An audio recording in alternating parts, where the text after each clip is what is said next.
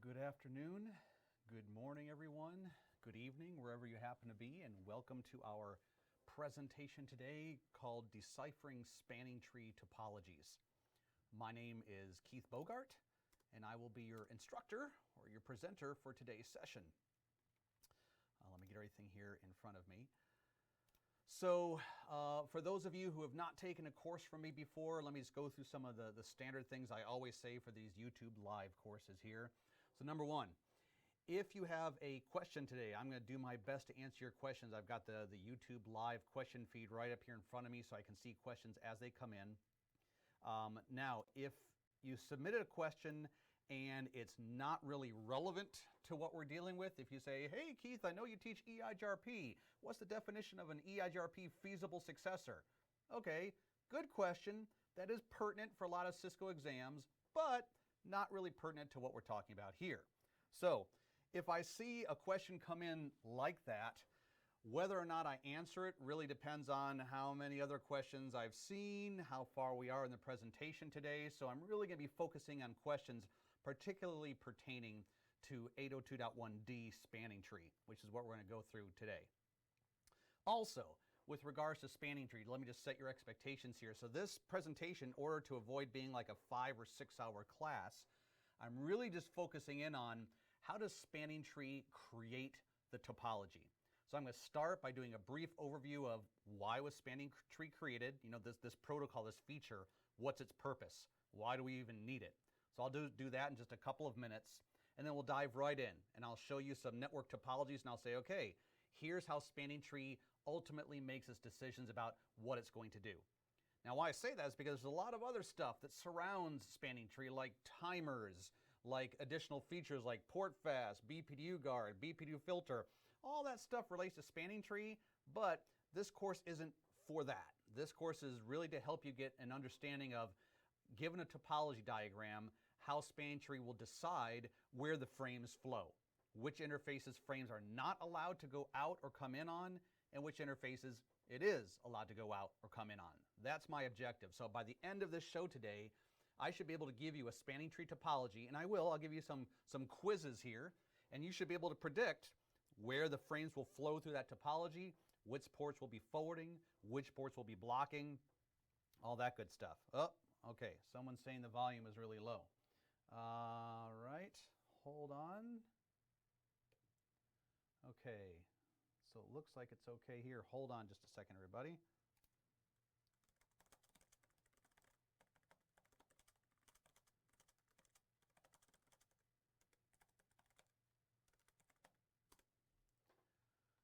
Let's see here.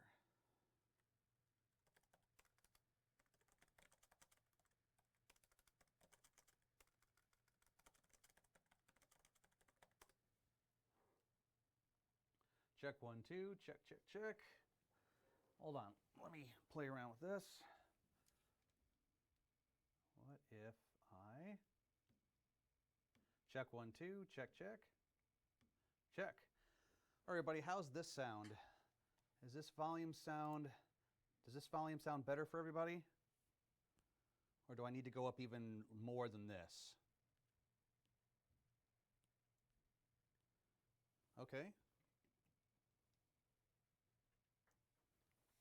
All right, let me know if I went up too far and things are crackling and distorting, or if I need to go up a little higher.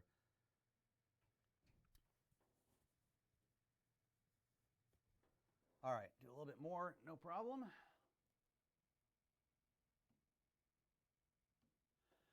Okay, everybody, how about this? How's this volume sound? Is this all right, or are we now distorting?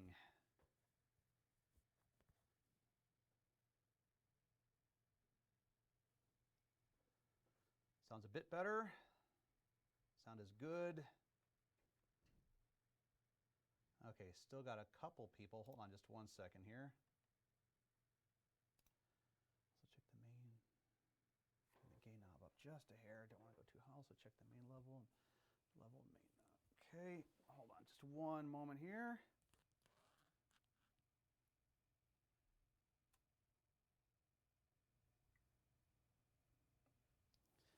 Okay, everybody, how's this? How's the volume coming in at this point. Everybody can hear me okay? So what about this? I'm just going to keep talking here. So I see a whole bunch of people reporting in. Oh, Bill Gates. Hey, welcome, Bill. Welcome to the class. I got one person. There you go. Woo! Great. Fantastic. All right, good. So, problem averted. So class is done. Thank you, everybody, for joining. I'll see you next week. Now, all right. So, also, as I say in my video classes, by the way, hold on just a second here. It's a little bit warm in this room. Okay. So, there's a lot of you guys watching, and I'm going to do my absolute best to answer whatever questions that you may have. But I might not get to all of you just due to time constraints, sheer volume, me fainting from heat exhaustion, whatever the case may be. So, if you have a question that did not get answered today, ideally, rather than sending it to me directly, which you can do, you've got my information right there, my email, my Twitter, my LinkedIn. Ideally, you would post your questions somewhere where other people can benefit from your question and they can benefit from the answer. So that being the case, let me show you where I would prefer that you post that question. So if you go to our website, don't worry, I'm not going to ask you to input a credit card or social security number or anything like that. If you just go to ine.com, and many of you are probably already aware of this, and if you, first of all, log in. Now you say, what? I've never logged in before. I don't have any credentials. No worries. Just click on login. It'll prompt you to create a login account. All you have to do is provide your name, email address, and that's pretty much it. You don't have to pay anything. Don't have to agree to, give us your firstborn child, anything like that. It's free to create a member's account. That's what it's called. So once you've done that, scroll down to the bottom, the very bottom, and under Resources, the second to the last link says IEOC Forums. Let me go ahead and make that a little bit larger for you. IEOC Forums, click on that, which will take you to our INE online community. And from here, any jobs relevant to Spanning Tree, you'll want to scroll down and click on Cisco CCNA, and then click on the second forum, which just says CCNA. And then from here, if you post your questions in here, almost guaranteed within 24 hours or less, somebody will respond back to you. Now, in the unlikely event that you post a question here and a day or two goes by and you get nothing, just crickets chirping in the distance, then by all means, here you can reach out to me and you can just unicast me with your email or via LinkedIn or Twitter, and then I'll do my best to respond to your question that way. But reaching out to me this way doesn't help anybody else but you. So I would prefer that other people gain the benefit of what you have to ask me. All right. So that being the case, that's pretty much it for the slides that I have. So let's go ahead and talk now about Spanning Tree. Get rid of that. Okay, so I'd like to start by talking about why was Spanning Tree invented. This is a very, very old protocol, and it's so old it was invented way back in the day of bridges, even before switches existed, before VLANs existed, heck, before even Cisco existed. Spanning Tree was invented by Radia Perlman, who worked at Digital Equipment Corporation way back in the day. And then she gave it to the IEEE, and the IEEE standardized it as 802.1d. Now, why did she create it? Well, she created it because she recognized that in a bridged environment, and this still exists today in a switched environment, there were the possibility of loops. Well, what is a bridging loop? Well, something like this, right? So here we have two switches. They could be bridges. It doesn't really matter. And they have, so somebody's still saying the volume's a little bit low. All right, let me just tweak that a little bit more. Okay. And please continue to let me know if something goes wrong with the volume or with the audio. Let me know that.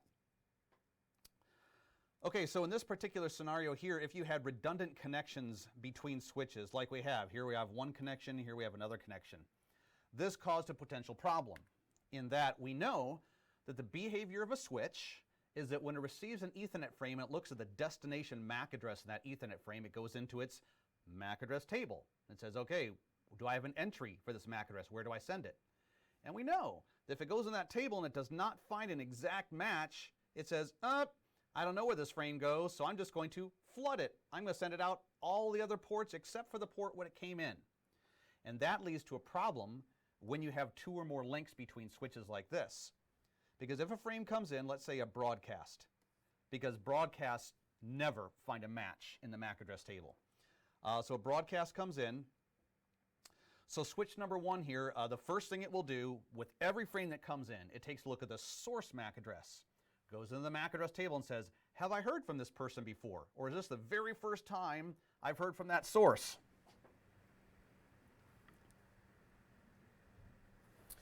All right, still getting some volume issues. Okay, so hopefully that will help. I may have been hitting the wrong button there, but I think this one will be a lot better. So let me know if that is any better for you guys. So in this particular case, a frame comes in, the switch looks at the source MAC address. And let's just say that switch number 1 says, oh, this is the very first time I've seen AA. So there's AA. It says, oh, okay, AA came in on port number 1. All right, so he has just dynamically learned the MAC address of AA. Now it shifts its focus over to the destination MAC address. And lo and behold, does not find a match. He says, oh, this is a broadcast. There's no matching entry inside my table. So what do I do with broadcasts? I flood it. So it goes out here, and it goes out here.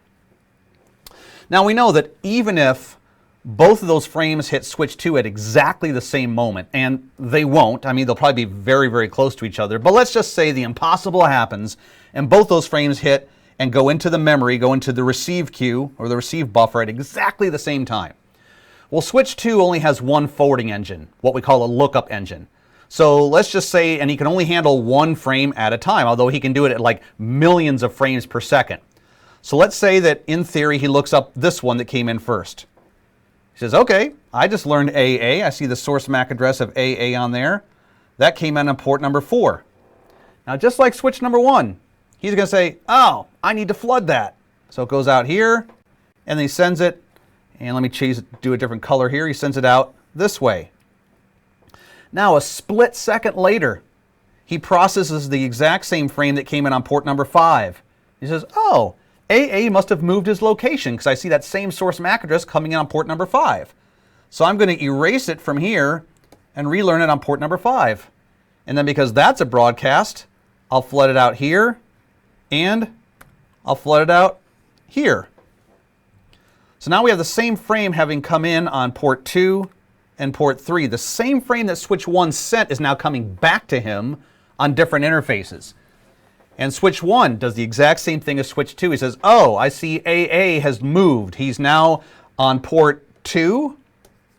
And then he'll go ahead and flood that. Oh, split second later, he just came in on port 3. And he'll go ahead and flood that. And you can see what's starting to happen here. This one single broadcast that came in from PCA is now just going around and around and around and around and around forever. And it's causing switch 1 and switch 2 to learn and erase the MAC addresses in their MAC table. Switch 2, and remember, let's think about this. When a broadcast frame comes in, how long do you think it takes for that broadcast frame to go out one port and come back in another port again? We're talking microseconds here, because if this is a fast Ethernet interface, that's capable of transmitting 100 million bits per second. And this one tiny little broadcast frame, that's nothing. So you've got this switch here that potentially thousands of times per second is saying, oh, erase, relearn, erase, relearn, erase, relearn. And that's happening on both of these guys here. So there's several downsides to this. So probably the least of our problems, it's still a problem, but the least of our problems is that, hey, if I'm a switch and I've got, let's say, 100 frames lined up to go out this interface, I can't just dump them all out on that interface at the same time, right? I can only do them sequentially. Put one frame on, then when I'm done transmitting those bits, put another frame on. So here I have the same broadcast frame going around and around and around and around, which means I'm having to consume valuable bandwidth. On this link, on this wire, I'm having to put the same frame on the wire over and over and over again at the expense of other frames that want to go on that wire. So I'm basically slowing other data down because I have to keep putting this broadcast frame on there over and over and over again. So everybody in the network is going to experience some latency because of that. But like I said, that's the least of your problems. Second problem, look at poor PCA here. You know, whoever the user is on PCA, because this frame is circling around like this, come in, going out, coming in, going out, switch number 1, his MAC address table is all messed up. He's now going to think that A is port 2, no, port 3, no, port 2, no, port 3. Well, neither one of those ports is the correct port to get to PCA. So now PCA is saying, hey, I've lost my internet connectivity. I can't browse the internet, I can't do email, I can't do anything. Because any Ethernet frame going to his MAC address is not going out port number 1, which is the correct port. Instead, it's either going out 2 or 3 or 2 or 3. So, you know, if that's your CEO, that's probably your biggest problem because you're about to get fired. But the biggest problem, in reality, is that this process of erasing a MAC address and then relearning it again and doing it over and over again, this is something that the software has to do. The CPU, the brain of the switch, has to do this. Well, switches are designed to switch frames in and out super, super fast. Like I said, millions of frames per second. But they're not designed to erase and learn MAC addresses thousands of times per second. Their CPU is not optimized to do that. And so the CPU very quickly will go all the way up to like 99 or 100% because it's so busy with this erase, relearn. And then, so at first, what you'll detect is, you know, you as the network admin will start getting emails and calls saying, hey, the network is really slow. And Bob over there, who's on PCA, says, no, the network isn't slow. The network is non-existent. I can't do anything. So now you sort of track it down, and you go on to switch 1 and go on to switch 2, and the first thing you'll notice is you can't type anything.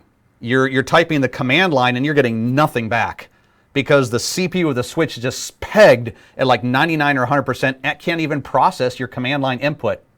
And then, within a few seconds or minutes after that, poof, the switch just crashes. The CPU just says, I give up, crashes and dies, and then comes back online again.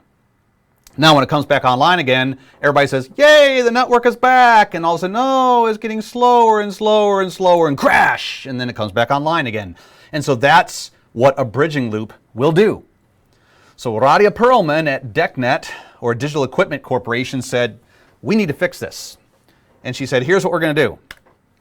The whole reason this problem exists is because we have a loop, a redundant loop here, and the switches don't know it. As a switch, all you know about is yourself. You know you've got these links that are electrically active and connected to something, but you have no idea what they're connected to. Just because a link comes up, it could be connected to a router, a PC, a laptop, you have no idea.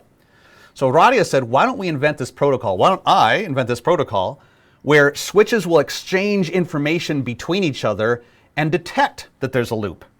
And then once they detect a loop, they'll go through this series of motions, these events, and eventually a switching port will end up in one of two states. It'll either end up as what we call forwarding, which means it's wide open for traffic. You can send it, you can receive it, you're good to go. Or, in order to break the loop, somewhere in this circle, one of the ports will go into what's called the blocking state. And when you're blocking, if any user data comes in or goes out, it's not allowed. You're not allowed to receive user data. If user data comes in, you just kill it. And if something comes in another port, you will never transmit it out a blocking port. Now let me do one little clarification here. A lot of times people who are brand new to spanning tree, they think, oh, a blocking port is basically useless. There's absolutely nothing going out of a blocking port, and anything that comes in is discarded. That's not true. Notice I said user data, right? So there are certain MAC addresses that switches recognize as being reserved, well-known MAC addresses. For example, if you're talking about a Cisco switch, the Cisco Discovery Protocol, CDP. CDP, when it puts it into an Ethernet frame, it uses a reserved MAC address that a Cisco switch will recognize as, oh, that belongs to CDP. So even a port that's blocking will receive and transmit CDP packets. VTP, the VLAN trunking protocol, DTP, the dynamic trunking protocol, all those TPs that Cisco switches do, they will still allow that in and out. But if a frame comes in and it does not match one of those well-known MAC addresses, then the switch will say that must be user data. That's not allowed to come in this port, and I'm not allowed to send that out this port. So now the whole rest of this video here, or this live stream, will be about how do we determine the topology.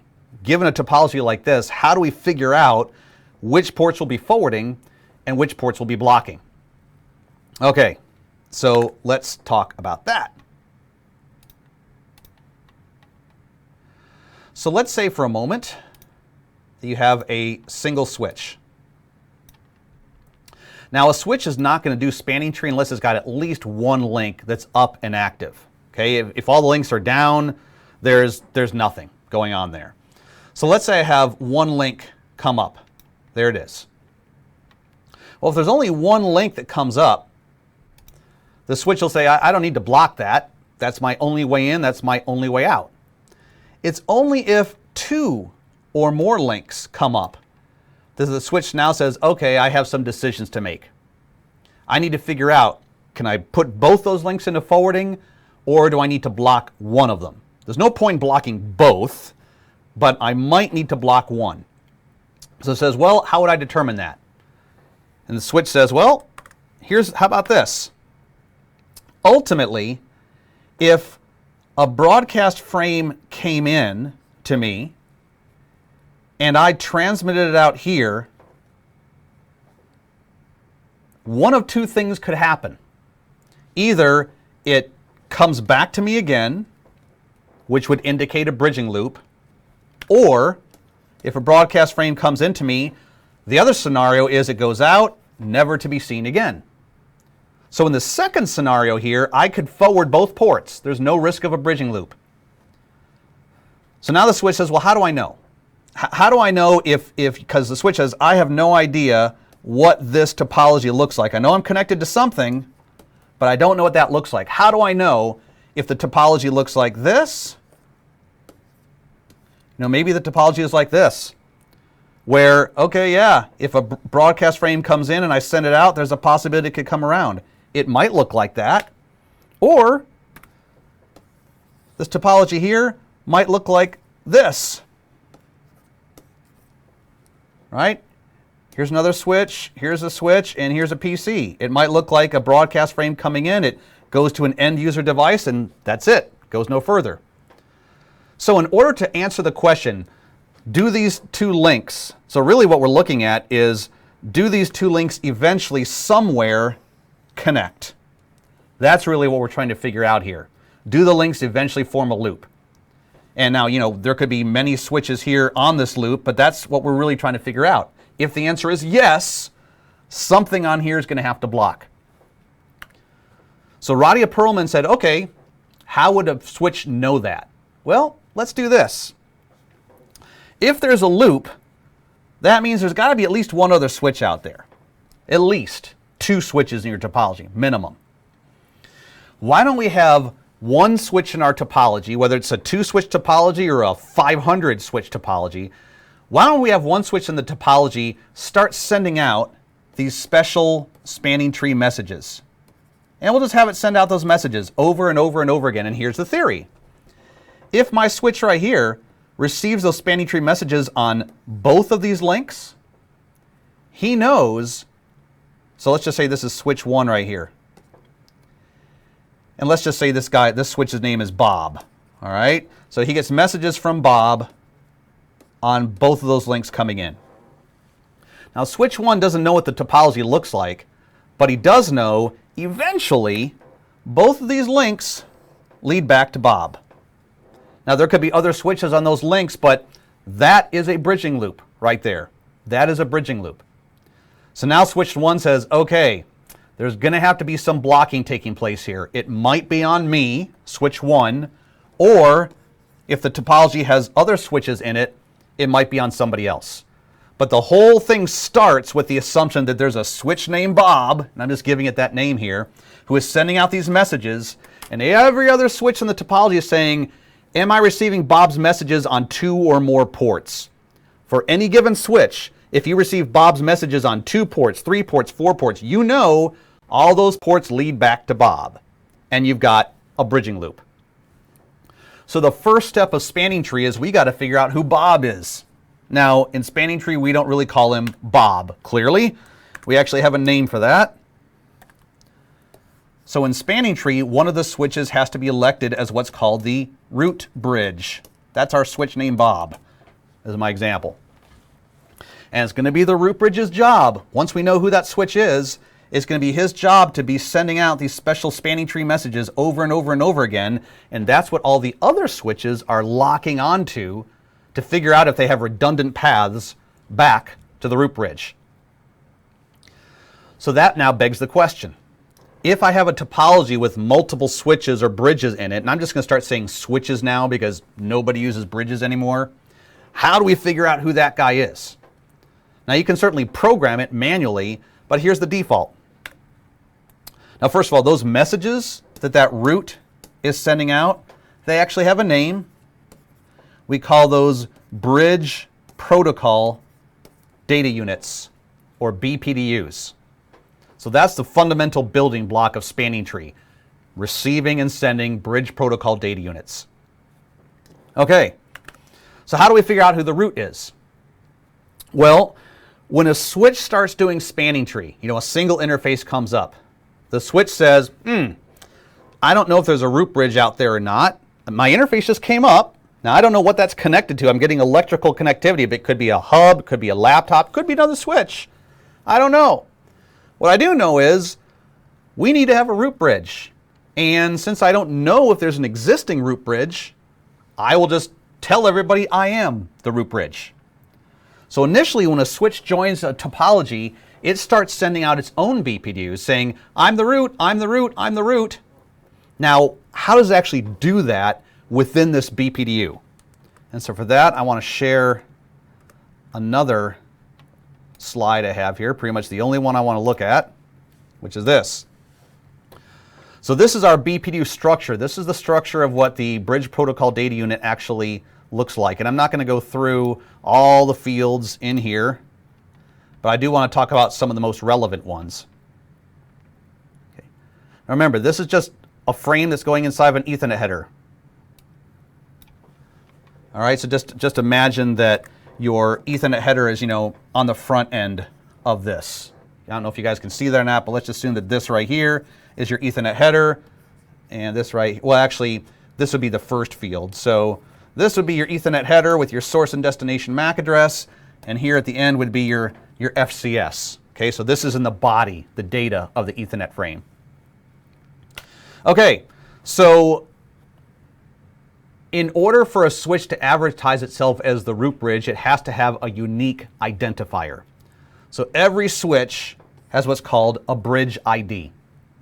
And the bridge ID, like all this stuff is in binary, right? So if you're a switch and you receive a BPU, what you're just getting is 10, 110, 100. What you're saying is, okay, the destination MAC address is reserved MAC address for a BPDU. Therefore, I know that the first set of ones and zeros is the protocol identifier. The next set of ones and zeros is the spanning tree version, and so on and so forth. So by the time you get to this field here, you as a receiving bridge, you're receiving these BPDUs, or let's say you're creating these BPDUs, you know that this far into it, the series of ones and zeros here is your bridge ID. Now that field, which you can see here is 8 bytes long, is actually composed of 2 sub-fields. So your bridge ID is composed of a priority and your MAC address. Now, if you as the network administrator don't touch the priority, if you just leave it to its default value, every Cisco exam from the CCNA all the way up to the CCIE will expect you to know what the default bridge priority value is.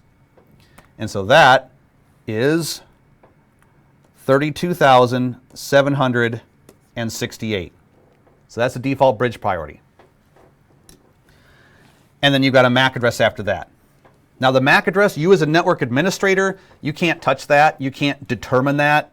The switch is just going to pull a MAC address from some onboard list of MACs it's got, like a chip or something. But you can modify the bridge priority. And I'll talk about in just a minute why you'd want to do that.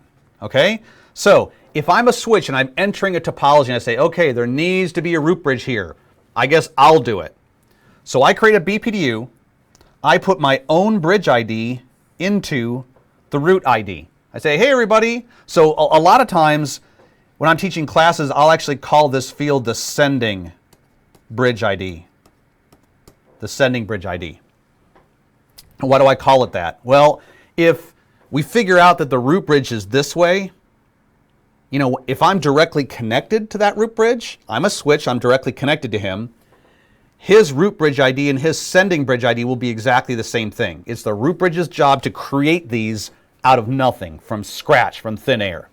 Now, when I get that BPDU from him, I will use that for my own processing, but it's also my job to forward it to you. So when I'm forwarding that BPDU to you, I will leave the root bridge ID alone. He's the root bridge. I'm not going to dispute that.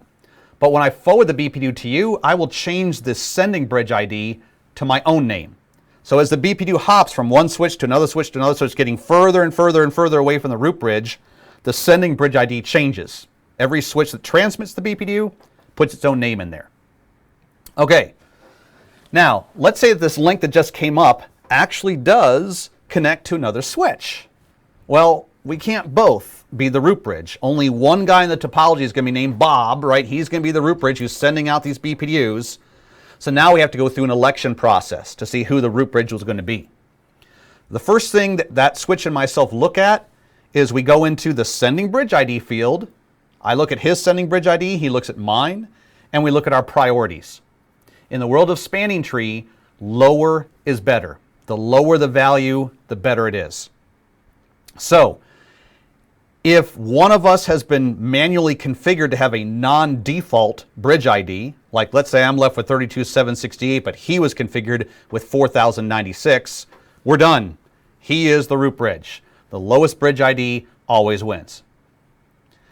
Now, let's say that we both have the exact same number as our priority. His priority and my priority are the same. Maybe we're both 32,768, or heck, maybe we're both 4,096. Either way, we're identical. Then we have to look at the MAC address field. And whoever has the lowest MAC address will end up being the winner, and that will be the root bridge. So given any spanning tree topology, so if I give you a topology, for example, let me bring one up here for just a moment. And you could see something like this too in like a CCNA or CCNP, even a CCIE question could give you a topology like this and ask you how to determine where the frames will flow through this topology. So one moment here.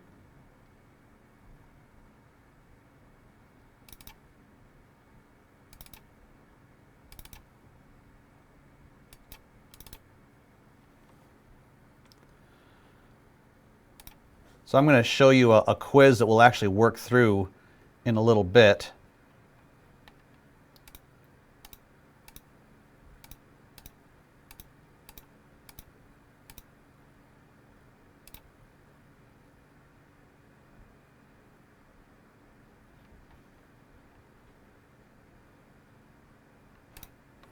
Well, let's do it in here.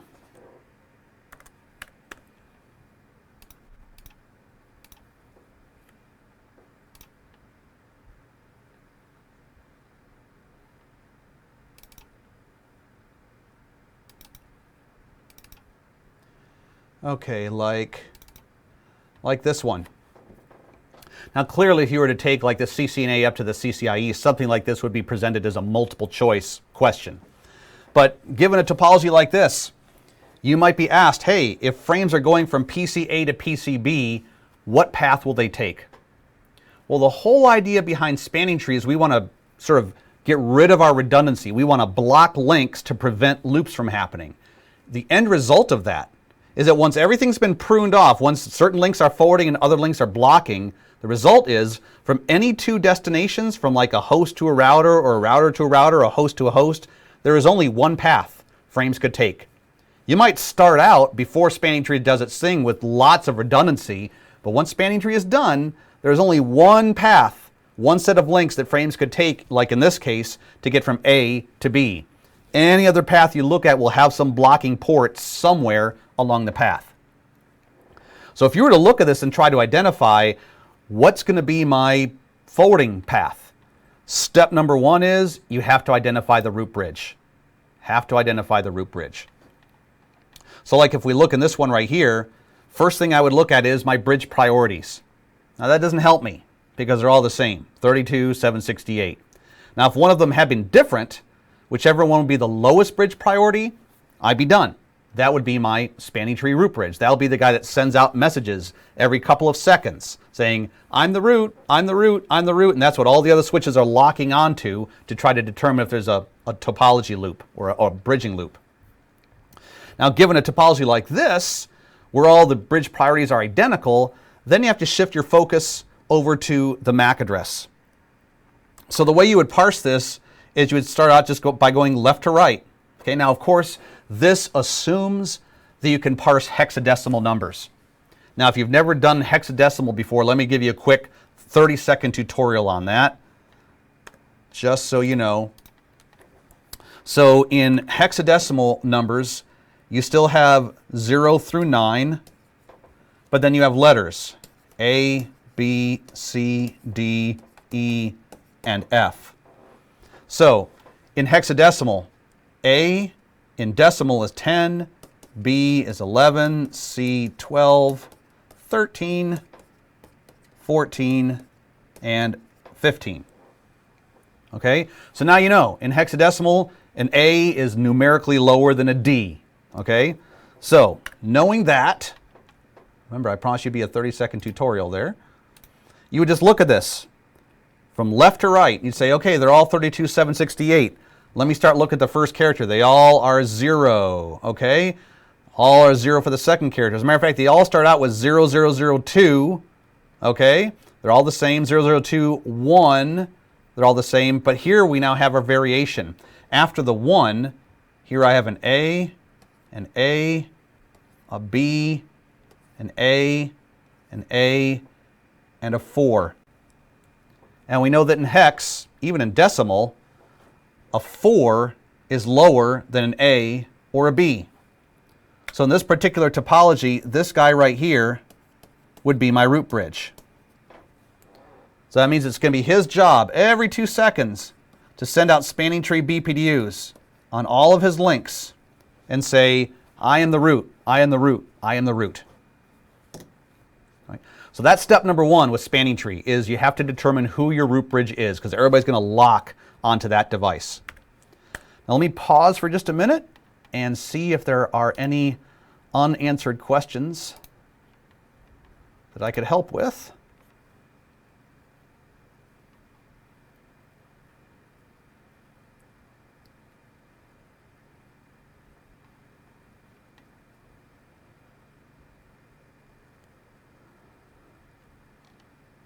Okay.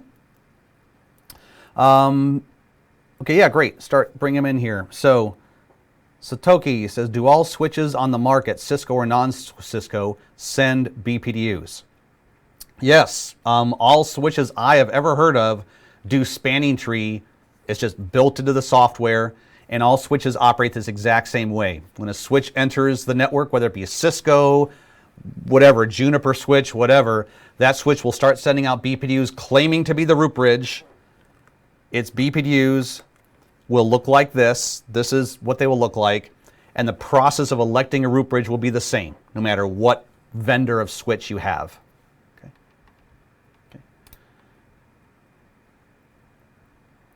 And Blendinator says, I would presume only managed switches? No, even unmanaged switches, even your cheapo, like 4-port link-sit switches are still going to participate in spanning tree. Now those switches, you can't configure them, you can't modify them, but they are still doing spanning tree because they still have to do loop prevention. Otherwise, you'd have a big problem. So managed or unmanaged, you'll still be doing spanning tree. Mamadou asks, is it possible to disable spanning tree in switches? Yes, it is. You have to be very careful, right? Because if you disable spanning tree, now you're wide open to potential bridging loops. There's no way you can detect it, and you could have a problem. On Cisco switches, you don't disable spanning tree at the global level. You have to select individual interfaces. You go into a particular port or interface, and you turn spanning tree off on that interface. I will show you what the command is to do that. Just in case you ever want to try, just be aware that it's very dangerous. So within interface configuration mode, so here you are under a particular interface, you would say spanning-tree BPDU filter enable. So BPDU filter, just like it sounds, it says I'm not going to send out any BPDUs. I'm going to filter myself from transmitting BPDUs, and if a BPDU comes into me, I'm not going to pay attention to it. So this command effectively is turning off the protocol on that one particular interface. And if you want to do it across all interfaces, well, you just use like the interface range command and then put this across all interfaces. I'm not sure how other vendors do it. I'm sure they have something similar.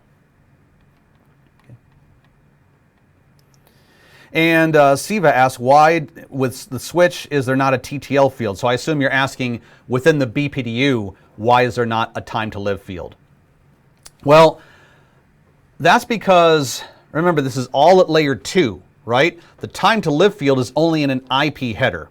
So a time to live field is only meant for routers, layer 3 devices to look at. So when a router routes a packet, looks at the time to live field and decrements it. But this is all happening at layer 2 in switches. And within the Ethernet frame, whatever, there's no such thing as the time to live field. But you don't have to worry about this type of thing going around and around and around and around forever. You might think, well, if I have a large switch topology, when that root bridge is sending out a BPDU, what's to prevent the BPDU itself from just circling all over the place? Well, initially, we do want that BPDU from the root bridge to get everywhere. We want to propagate across every single link, every single switch. We want them to see it. But here's the reality. When I receive a BPDU, let's say I am not the root bridge, okay? He's up there somewhere, and I get a BPDU from him on this interface. I will look at that BPDU in my brain and my CPU. I will process it, but then I will say, what was the state of this interface that received it? If the interface it came in on was forwarding, that gives me permission to keep forwarding the BPDU. I can keep propagating it downstream to other switches. But if that interface it came in on was in a blocking state, that tells me I can process it for my own stuff, but I am blocked, I'm prevented from forwarding that BPDU downstream to other switches. So as interfaces go blocking, the BPDU will not just circle around forever, because if it's received on a blocking port, it stops right there. It's processed, thought about, and then destroyed.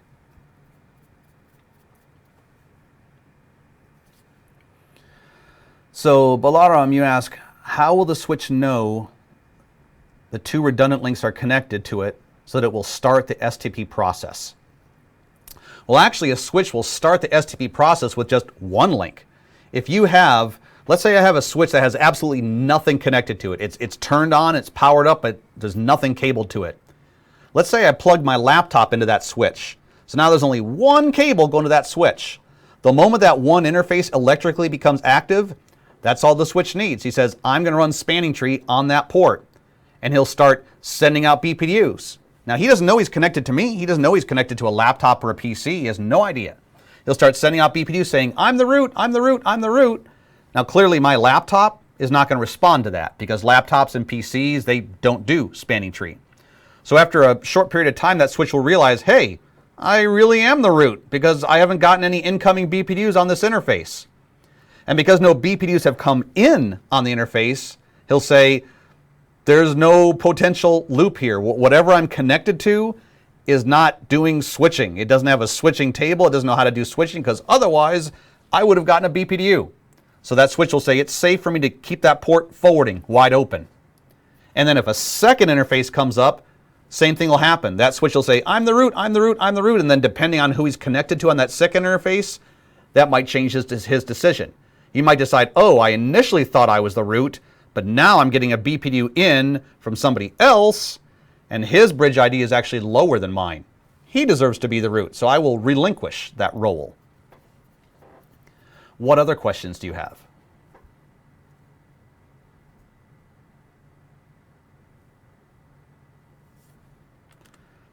While you're thinking about your questions, I'm going to go ahead and put up another topology here.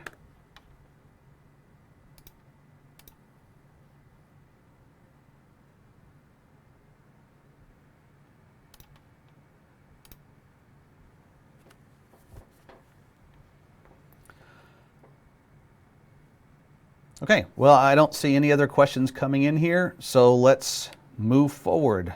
Okay. So Vinicius, you have a question.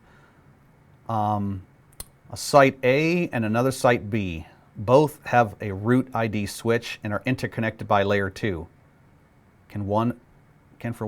Well, if you've got two sites, let's say I've got one section of my building has a bunch of switches and there's been a root elected over there.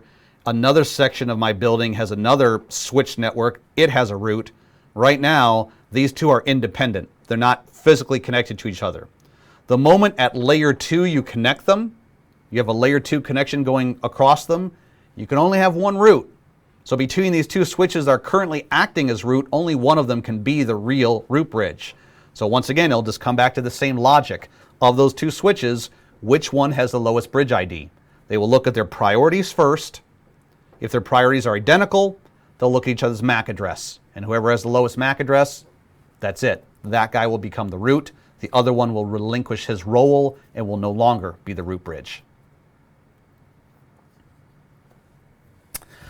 David, depending on how we go here, I might talk a little bit about MST a little bit later.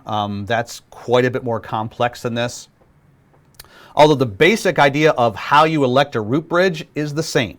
Whether I'm talking about 802.1d, whether I'm talking about rapid spanning tree, which is 802.1w, or whether I'm talking about 802.1s, which is MST. The core logic of how you determine the root bridge is unchanged between those three protocols. Okay? All right, so if your ultimate objective was to determine which of these ports was going to be blocking, step number 1 is you got to determine the root bridge. And I have not given you enough information to do that. So let me take this off screen for a minute so you guys can't see. And I'm going to go ahead and plug in some numbers here. And then I'm going to ask you which switch is the root bridge.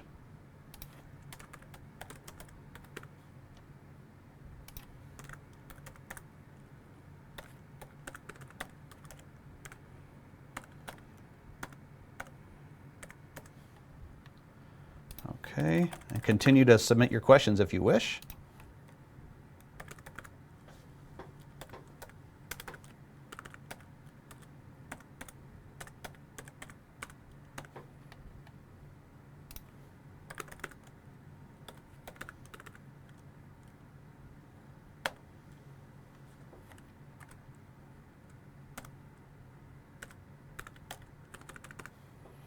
All right.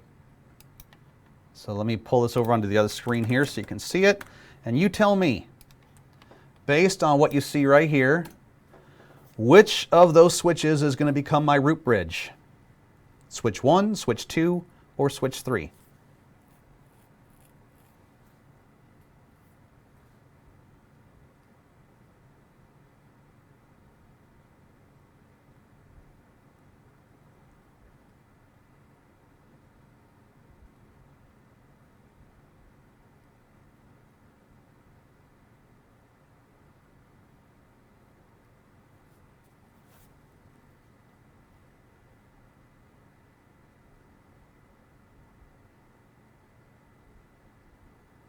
So what do you guys think? Who's going to be our root bridge?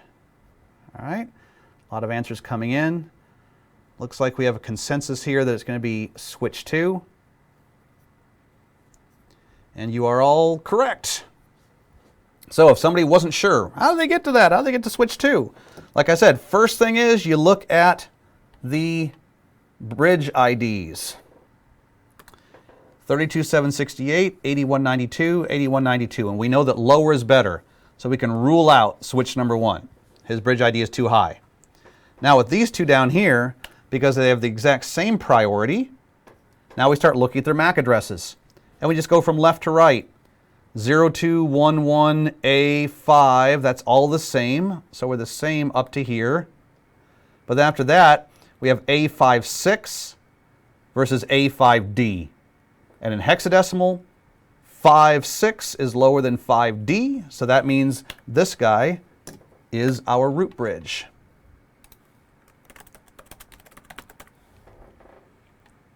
Okay. So we know that's going to be his responsibility every 2 seconds, and that is actually the timer. Every 2 seconds, he's going to be sending those bridge protocol data units, saying, I'm the root, I'm the root.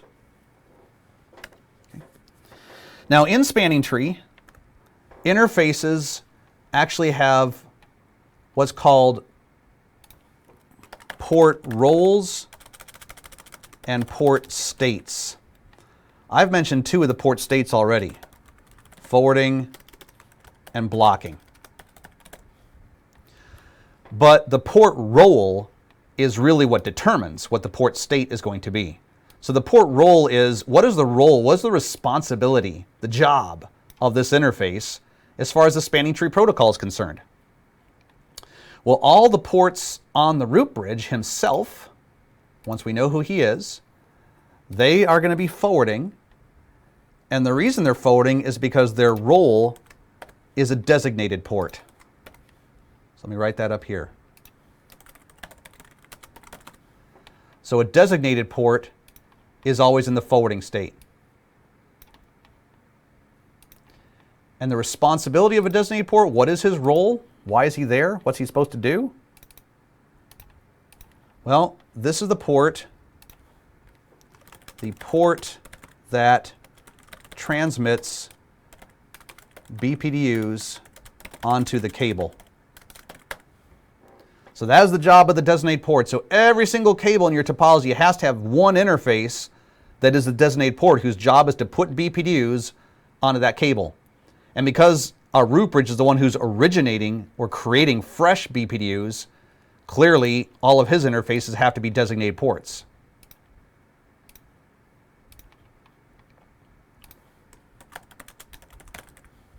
Okay. All right, so we've got that so far. So now step number 2.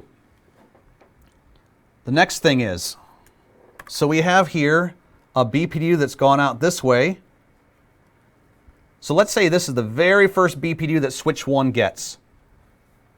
Switch 1 is going to say, okay, well, clearly this interface, Fast Ethernet 01, or yeah, actually it's Fast Ethernet, is the only way I have to get to the root bridge. So I will put that into the forwarding state, and I will call that my root port. So that is another port role. Root port. And a root port, like a designated port, is always in the forwarding state. And the definition of this is the port with the shortest path leading upstream, if I could type, to the root bridge. All right? Now, let's just say a split second later, this BPDU comes in. Same thing. Switch 3 is going to say, okay, that's got to be my root port because that's the only interface I have that's received a BPDU. Now, this might change here in a moment, but for now, that's what these 2 switches are believing.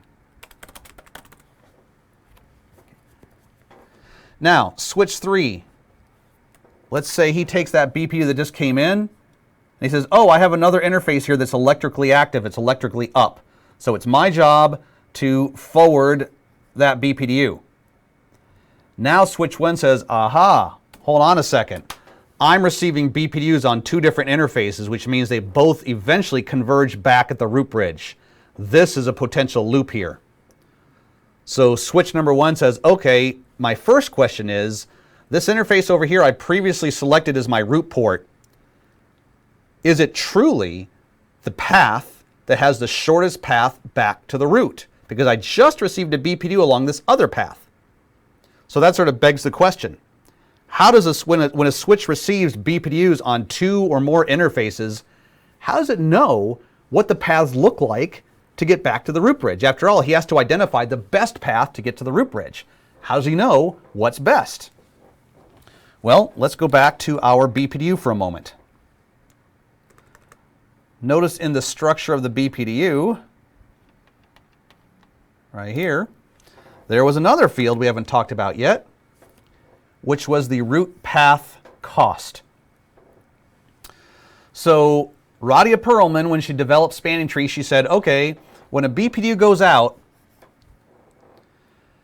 from switch X right here, switch X should provide some information from its own perspective about what switches X what his path looks like to get back to the root bridge.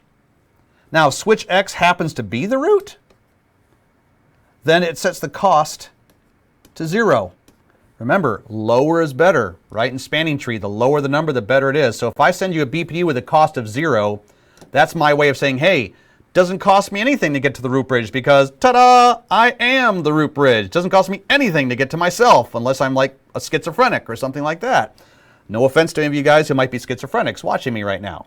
So that's what the cost looks like. Now, if that BPDU gets to switch Y and he decides to forward it on, he's got to increment that cost to some non-zero number to indicate what his cost is to get to that root bridge. Well, how does he set the cost? Cost is based on bandwidth. So switch number X right here, he will look at this interface where he received the BPDU.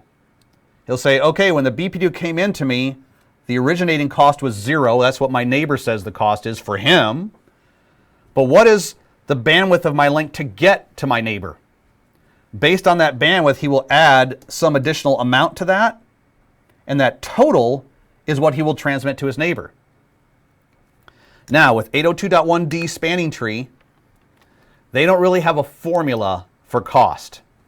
They just have some arbitrary numbers for cost. And so you're going to want to, if you're taking a certification exam here or something, you are going to want to memorize these numbers. So I'll write them down right here, and then you might want to take a screenshot of this, or just write down on a piece of paper or something. So 10 megabit per second Ethernet has a cost of 100. That's considered like super slow, right? Then we have 100 megabit per second fast Ethernet. That has a cost of 19. Then we have 1 gigabit Ethernet, which is the cost of 4. And we have 10 gigabit Ethernet, which is a cost of 2. If you're taking a Cisco certification test or a Juniper test or whatever, you absolutely want to be able to memorize those numbers. So you can see, the faster the link, the lower the cost. So getting back to that same analogy that I had previously, if my root bridge is right here, we know the BPDU he's going to transmit is going to have a cost equal to 0. Because he says, from my perspective, it doesn't cost me anything to get to myself. Now, when bridge X receives that, he's going to take a look at what this bandwidth is right here, where he received it. If that is a fast Ethernet link, so if this is fast Ethernet, then bridge X will say, okay, in my own mind, I received a BPD with a cost of 0, but to get one hop up to that neighbor is going to cost me an additional 19, so my total cost is 19. And that's what he will advertise. When he's transmitting that BPDU downstream even further, he will say his cost is 19. And so if bridge Z gets that, bridge Z will say, okay, my neighbor just advertised 19 to me, and he'll take a look at his interface where he received that BPDU. Now maybe that's a gig interface, 1 gigabit. And so he'll say, okay, well, my neighbor told me it's 19, but for me to get to that neighbor, it's an additional cost of 4. So he'll say the total cost is 23 for him, and that's what he will advertise. If he continues to forward that BPDU, he'll advertise it with a cost of 23.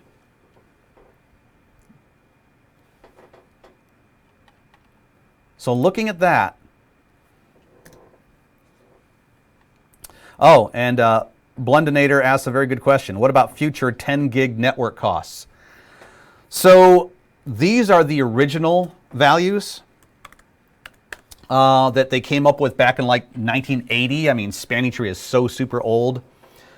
A couple of decades ago, they said, you know what? We got much faster links right now, so we need to revise these cost values. So there's actually another IEEE specification called 802.1T, as in Thomas or train, 802.1T. And if you look at that, it has values. I don't have them memorized. I remember one of them in there. So fast Ethernet is like 200,000. Gig is like 20,000. 10 gig is like 2,000. So there's a lot of room for 40 gig, 100 gig, and all that other stuff because they radically changed those cost values. So somebody asked me about MST. If you are running 802.1S, which is called MST, you are using these values. MST uses those values by default. You can't change that. If you're doing per VLAN spanning tree, which is what Cisco switches do, or if you're doing rapid spanning tree, then you're using the older cost values I just showed you of 10, of 19, 100, 4, 2, so on and so forth. And there is a command, so even if you're doing PVST or rapid spanning tree, you say, hey, I've got like some ether channels are like 80 gigs or like 160 gigs or something like that. Those old cost values don't work for me. There is a command you can type in where you can, even in the older spanning trees like PVST and rapid spanning tree, you can tell it, hey, I want you to use the newer cost values. I don't remember what that command is off the top of my head, but I'm sure we can find it pretty quickly. I'm sure it's a spanning tree command. Spanning dash tree path cost. Method long. So if you use that command right there, I'll zoom in on this, path cost method long, that changes your cost of those much bigger numbers. And so now a 10 gig link can be easily identifiable as being different than a 40 gig or a 100 gig. So if you've got those super fast links, you will definitely want to type in that command right there. And make sure you do that across all your switches. All your switches have to use the same method of how they're determining costs. So let's go back to what we were looking at just a moment ago. So here we are. So I said that switch 1 had received a BPDU here, and now he's also received a BPDU here, and he has to determine, is this port still worthy of being my root port? Is that really the shortest path, or is this other path the shortest path? And now we know that cost plays a factor. So when this BPDU, so let's just write this.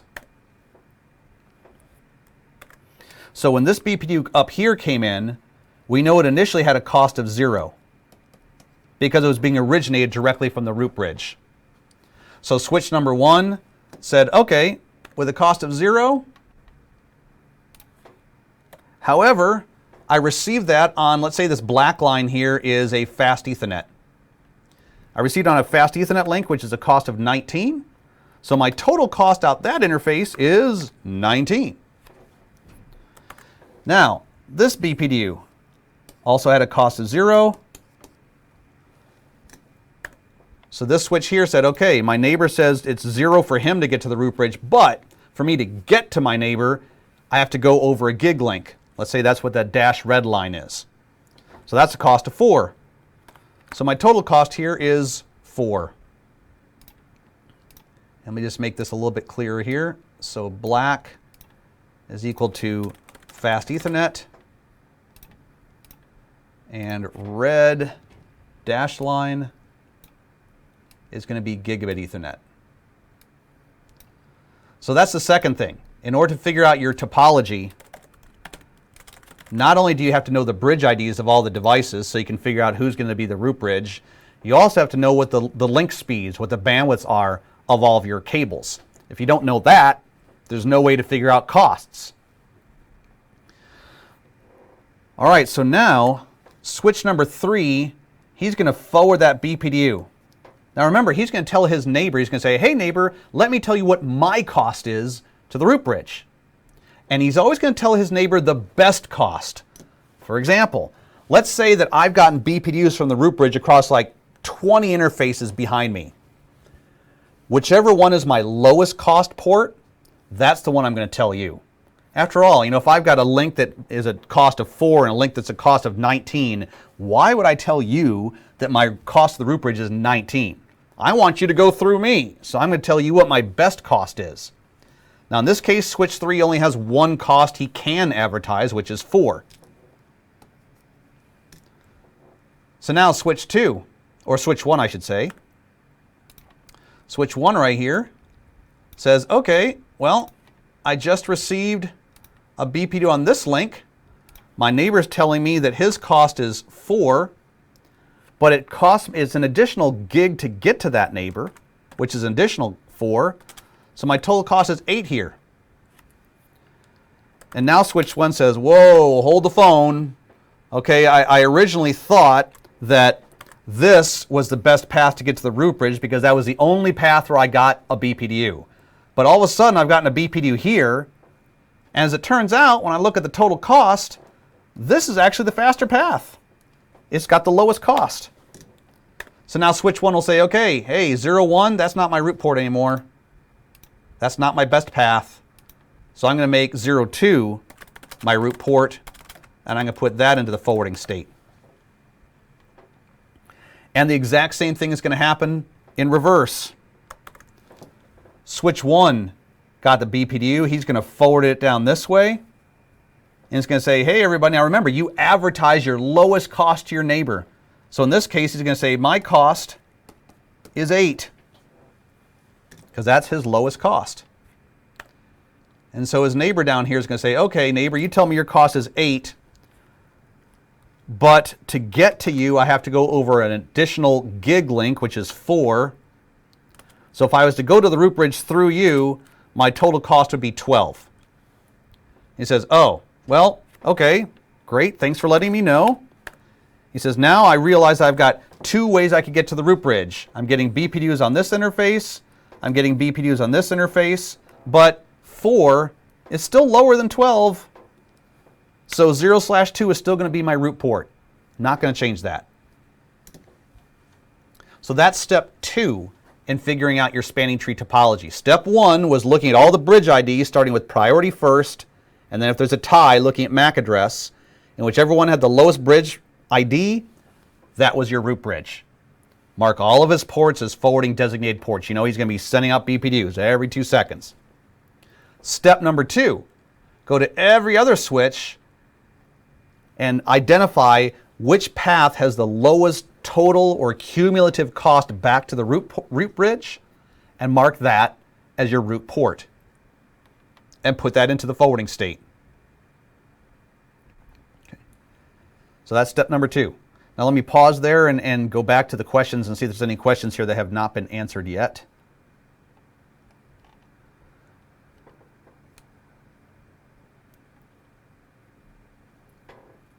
Ajwamungu, sorry if I'm mutilating your name right there. You asked a good question. Can this protocol affect the switch performance? It shouldn't, because I guess first of all, to talk about switch performance, I assume what you're talking about is the performance of Ethernet frames that actually have to be switched through the switch, like user data, web browsing, telnet, email. Does it affect those? And the answer is no for that, and here's why. Because it's 2 different parts of the switch they're handling these two different things. When Ethernet frame comes into the switch, the first thing the switch does is it looks at the destination MAC address. Now, if that's just user data, ideally he's going to find a match in his MAC address table, and then he's just going to forward it out. Now, that lookup process, the process of going into the MAC address table and looking for a match, that's all done in hardware, or at least on Cisco switches it is. The specialized ASICs and transistors and everything do all that lookup, and it happens in the blink of an eye. That lookup never even touches the CPU. The CPU doesn't even have visibility to that frame going through the switch. Now, if a frame comes in and the destination MAC address is reserved for spanning tree, now that ASIC that does the lookup says, oh, I have to punt this to my own brain. I have to look at this myself. I have to wake up and pay attention to this. So now he sends it to his brain, and then his processor does the processing of spanning tree. But while his brain is processing spanning tree, it's like another part of him he's not even aware of is just millions of times per second forwarding regular Ethernet frames through the switch. So it should not slow the switch down. Now, I will say this. Just like we've had to do here, we've had to sort of slow down and say, okay, let's identify the root bridge. Let's mark his ports. Let's identify root ports and do that. The switch has to do that too. It's not like, when you first plug in a cable to a switch, it's not like, boop, he's forwarding, let's go, let's have a good time. He doesn't do that. So the default behavior is when you first plug a switch port in, you plug a cable into a port, the switch says, okay, I have to run spanning tree here and figure out, is this going to be a designated port, a root port, something else? And it can take him sometimes almost a minute to make that decision about that interface. So yes, while he's going through that, when that port first comes up, there's about a minute there, a little bit less, where if actual user data tried to come in that port, it would just be discarded. The switch would say, hey, look, until I know if I'm forwarding or blocking, I can't pay attention to you right now, so I'm just going to drop you. All I'm doing is spanning tree. So in the initial convergence of spanning tree, yes, it will affect performance. But once spanning tree is done, once it's figured out, okay, blocking here, forwarding here, blocking here, but once it's figured all that out, and all that's happening is every 2 seconds, BPDU, BPDU, BPDU, that doesn't affect the forwarding performance of user data at all. Okay? It's just the initial convergence that will affect the user data. So Anbu, you asked, what is the difference between PVST and PVST plus? You will never need to know that on any kind of an exam, but just because that's one of those random facts I do happen to know, I will tell you what it is. I'll just tell you right now, you don't have to memorize this. This is just something you can impress your friends and neighbor with, when you have coffee on Friday night or cocktails or whatever you do at your house. So let's say I've got 3 switches here. And let's say this is switch 1, switch 2, and switch 3. And let's say they're all doing trunking, 802.1q trunks to each other. Okay? So per VLAN spanning tree, whether it's got a plus or not, means every VLAN that you have that's active. Now, what's an active VLAN? That means it's a VLAN that actually has a port in it. A VLAN that's got an electrically active interface that's in that group. That's an active VLAN. Might but just be one port. That's all it takes. So per VLAN spanning tree means every active VLAN is running spanning tree. So VLAN 1, we elect a root bridge for all the switches in VLAN 1. VLAN 5, we elect a root bridge for all the switches in VLAN 5. So that's per VLAN spanning tree. Okay? So let's say that we have here 3 Cisco switches to begin with. Cisco.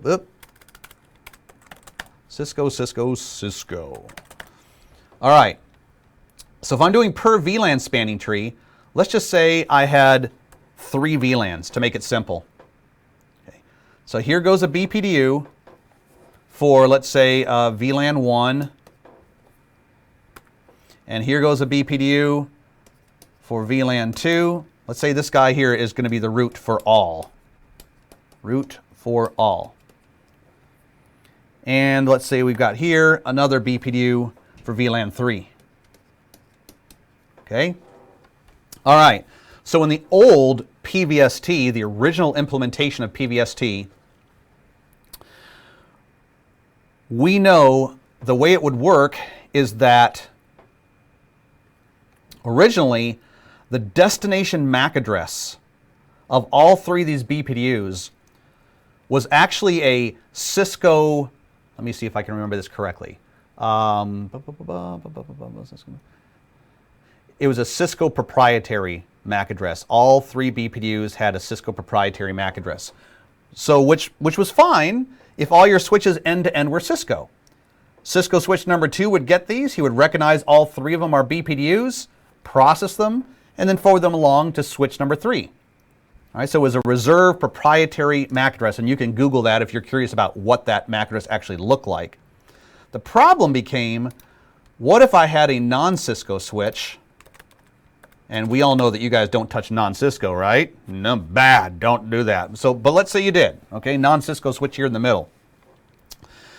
Well, now the non-Cisco switch, if you got a bunch of BPDUs, no, let me retract that. Okay, now I'm remembering. Originally with PVST, all three of these BPDUs had the 802.1d reserved MAC address for spanning tree. And because I'm just kind of like this, now I'm just kind of curious about what that is. 802.1d spanning-tree MAC address. Okay.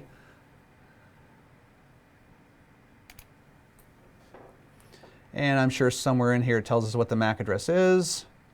Well, I'm not going to waste any more time with it. So anyway, so we'll just say IEEE. IEEE.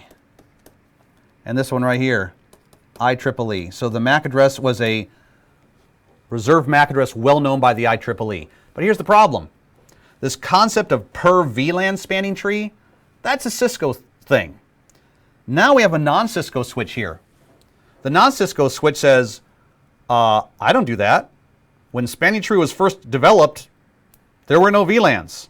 And as VLANs started to come into play, we still just did one instance of spanning tree. So non-Cisco switches, for the longest time, what they did is they said, hey, look, I recognize as a non-Cisco switch, I've got some ports here in VLAN 1, some ports in VLAN 2, some ports in VLAN 3. I get that. But as far as spanning tree is concerned, all the switches are going to elect just one root bridge. We're just going to have one tree created, and then if a port is blocking, that port's blocking for all the VLANs. If a port's forwarding, that port's forwarding for all the VLANs. That's called a common spanning tree. Just one tree, just one spanning tree, one root bridge. And that's what your non-Cisco switch did. So if my non-Cisco switch got in 3 BPDUs like this, he'd say, 3 BPDUs? There should only be 1. And so the non-Cisco switch would say, well, this BPDU here, I'm just going to drop that. Drop, I'm going to kill it. And this BPDU here, I'm going to drop. And only the BPDU I got on my native VLAN, VLAN 1, that's the only one I'm going to process and look at. And that's the only one I'm going to forward along downstream if I decide to do that. So now Cisco switch number 3, he was not aware of what the spanning tree topology looked like for VLAN 2 and VLAN 3. So Cisco said, okay, there's nothing we can do. So if I'm connected to a non-Cisco switch, there's nothing we can do to get that non-Cisco switch to look at those other BPDUs. He's just doing one spanning tree. That's just what he does. But is there a way that we could take these other BPDUs and just sort of like have him forward them without really knowing what they are? What if we just said, hey, non-Cisco switch, here's an Ethernet frame, just flood this. Flood this like any other broadcast, any other multicast you would get. That way, even though he won't pay attention to them, we could still get them flooded downstream here, so our Cisco switch could see them and process them. So this is where they came up with PVST Plus. In PVST Plus, they said, okay, here's what we're going to do. The BPDU we send across the native VLAN, we will keep the destination MAC address as that well-known reserved IEEE MAC address for spanning tree. Even the non-Cisco switch can process that. The other BPDUs that we're sending along that trunk, we're going to change the destination MAC address to a reserved proprietary Cisco multicast MAC address. Now, non-Cisco switch there, he won't know what that is, but he will know it's a multicast, because it's going to be a frame that it's not in his table. You see, multicast, just like broadcast, by their very nature, are not in MAC address tables. That's why when you send a layer 2 multicast to a switch, it gets flooded, just like a broadcast gets flooded. So if we sort of change this around here a little bit. So if I take my BPDU on VLAN 2 and VLAN 3, and I changed it to be a Cisco multicast MAC, and do the same thing here, Cisco multicast MAC, well then switch number 2, he's just going to flood it. He won't process it, but he will flood it. And that will ensure that those BPDUs get through him out the other side to switch number 3. And that's the way PVST has been for like the last 20, 30 years at Cisco. That is PVST plus. So plus simply means for the not the native BPDU, for all the other BPDUs, we changed their MAC address to a Cisco proprietary multicast MAC. Probably far more information than you wanted to go, and sort of regretting giving you that detail, but you did ask. Let's see here.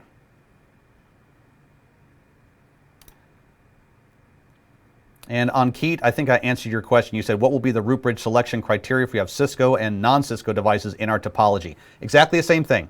It's not different. It's the same criterion. Yep, XB5 already answered that.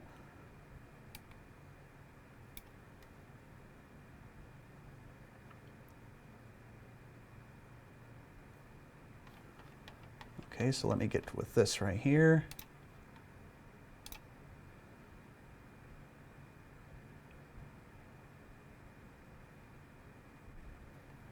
And Sonic Fan, you're asking a good question. So you're looking at, I lost my port number on here. Let me put my port number back onto this. Let's say that is 0/4. Okay, so Sonic Fan, you're asking about port 0/4, and you're asking why is it 12 and not 23? That's because switch 1 recognizes it has 2 paths to the root. One path has a cost of 19, the other path has a cost of 8. When I transmit a BPDU to you, I tell you what my best cost is, what my lowest cost is to the root. Even if that's through you, that's still what I advertise. So switch number 1 says, okay, my lowest cost path is 8, so that's what he's advertising downstream to switch number 3. And then switch number 3 says, okay, but I have to add 4 to that. It's an additional link of gig to get to you, so that's where we come up with 12.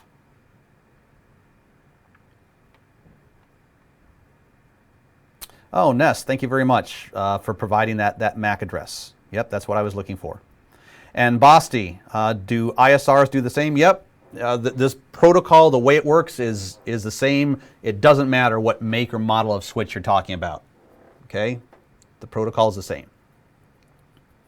Okay, so we're almost done, actually, with our topology right here, and then I'll show you a couple of permutations to this. So far, I've put all the ports on my root bridge as designated ports, and I've marked them as forwarding. I've identified my root port on the other 2 switches. Now step number 3 is I have to go to every point-to-point link. So every link where there's one switch connected to another switch, a point-to-point link. I know that one of the ports on that link has to be putting BPDUs on the wire. That's my designated port. So now I have to determine, okay, make sure that every link has a designated port. Now in this particular topology, this link right here already has one. There's my designated port, so I don't have to worry about that. On this topology here, we have a designated port, but on this link, we do not. So the question becomes between this guy and this guy, who is going to be putting the BPDUs on the wire? Who's going to be the designated port? Okay, it all comes back to cost again. So, step number 1, and in this case, there's only going to be step number 1 because there's not going to be a tie here. both of these switches will look at their BPDUs. Remember, switch number 3 got this BPDU, where this guy said, my cost is 8. So he knows he's connected to a switch with this name, because that was inside the BPDU, that was the sending bridge ID, and he knows that his neighbor has a cost of 8. Similarly, switch 1 received this BPDU right here. He knows that his neighbor's name is this, because that was the sending bridge ID in that BPDU, and his neighbor advertised a cost of 4. Well, in this particular circumstance where the costs are clearly different, once again, lower is better. 4 is lower than 8. So switch 3 says, hey, I actually have a better path, a lower cost path to the root bridge than you do, switch number 1, so I'm better than you. So switch 3 on this interface, this will become the designated port on this cable.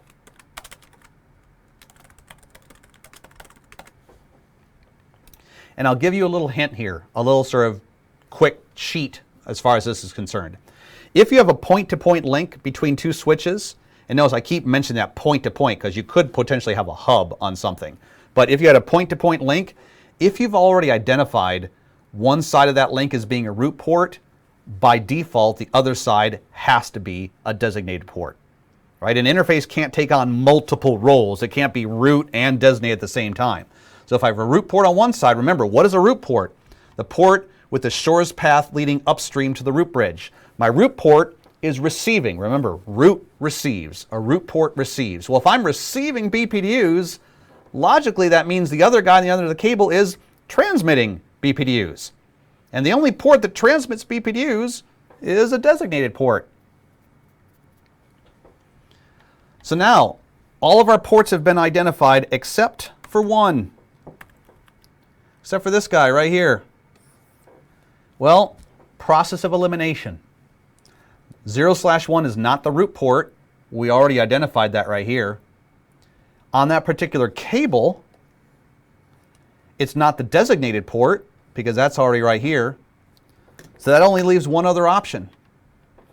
The last port role is called a non-designated port. And that is blocking. So this is non-designated, which will be blocking. And so now spanning tree has converged. Now spanning tree will settle down. No user data will be allowed in or out port 0/1 on switch 1 because that port is our blocking interface.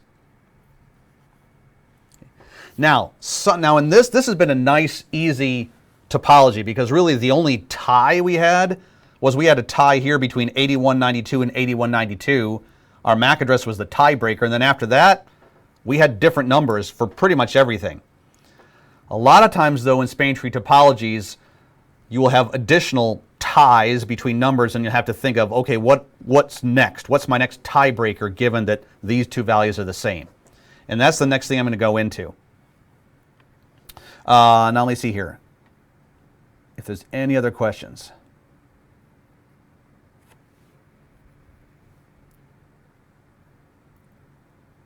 So on Keith, what will be the multicast address for sending BPDUs in spanning tree? So if you look at Nessa's response and Joey, that is, so when you're doing PVST plus, the BPDU that you send on the native VLAN is what Joey and Ness have given. So that is the IEEE reserved multicast MAC address for spanning tree. The other BPDUs use a Cisco proprietary multicast MAC address, and I don't remember what those are. I think we can get a clue here. Show MAC address dash table.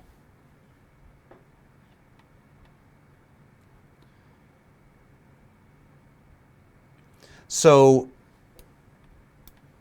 if you know anything about Ethernet, you know that when you have an Ethernet MAC address like 0100C112222, you know that the first half of the MAC address is called the organizationally unique identifier.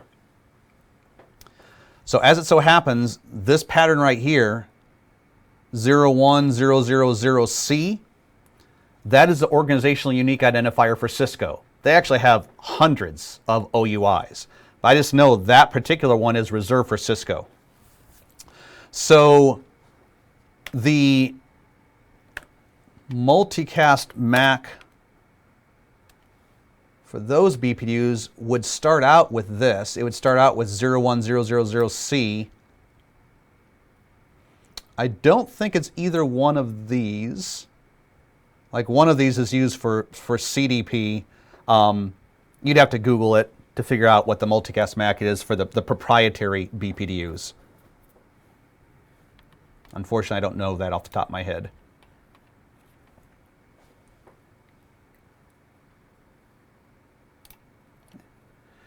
And Toj, you're asking, can we watch this video later? I am recording this. Now, I did this same class once before a few months ago, and I believe we posted it back then. So go ahead and, check our INE YouTube channel here. The same class I did a few months ago might already be online. And because we did that, I'm not sure if the videos for this particular class will be posted on YouTube or not, since a lot of it, not all of it, but a lot of it is duplicate information of the stuff I taught like 3, 4, 5 months ago when I did it back then. Okay, so let's talk about some situations where we have a tie. So I'm going to get rid of some of these numbers right here, and I'm going to make some slight modifications to this topology. And we'll see how that affects everything. Oh, don't want to get rid of that. Let's just keep switch 2 as our root bridge. We don't need to change him. We know that if there's a tie in the bridge priority, you look at the MAC, boop, you're done. Lowest MAC wins. Okay. Now what if I did something like this? Well,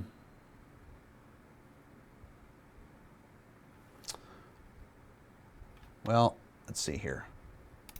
Actually, I don't want to use that picture. If I had something like this.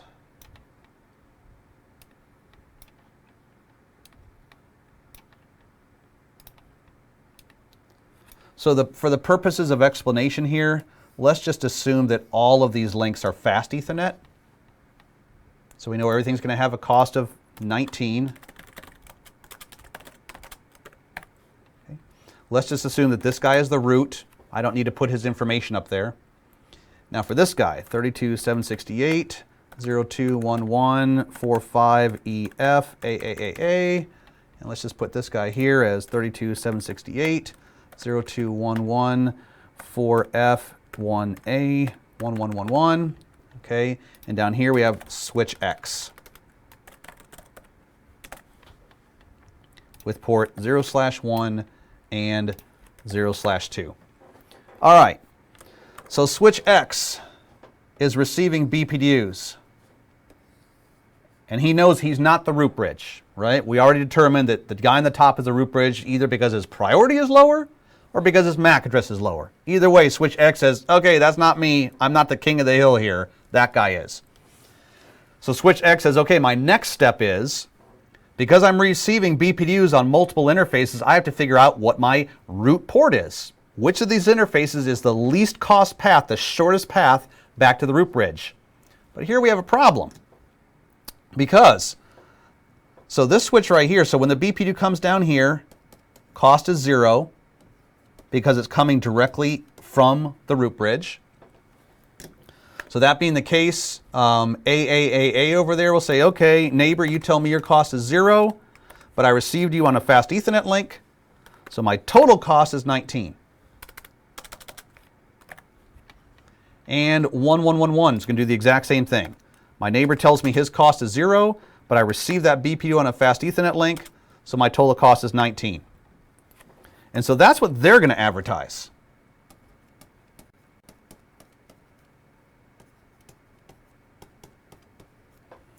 Now, switch X is going to say, okay, on port 01, my neighbor told me his cost is 19.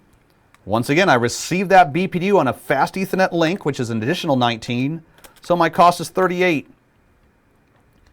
Port number 02, hey, exact same thing is going to happen. Now we have a tie.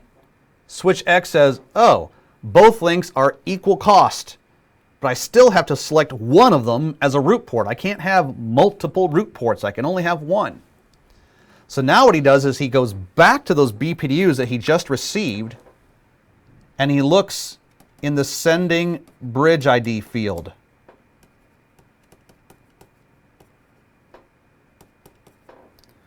Which are these values right here, because that's who's sending the BPDUs. He says, okay, since the costs are the same, but I have to sort of artificially choose one link as the best, I'll just look at the names of my neighbors. I'll look at their bridge IDs. Whoever has the lowest bridge ID, the port where I received his BPDU, that's the winning one. That'll be my root port. So if we take a look at this here, 021145 is lower than 02114F. 45 is lower than 4F.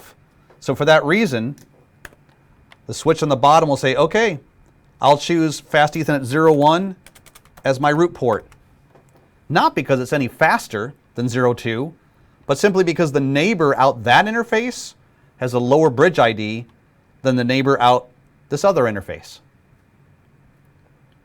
So that's one possibility you could have in your topology where you have a tie, where you have equal cost paths. To select your root port, select the neighbor with the lowest bridge ID.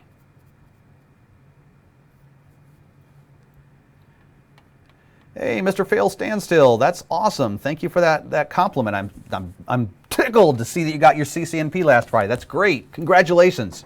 Good job. All right, so does anybody have any questions about this type of situation where you could have a tie in your links?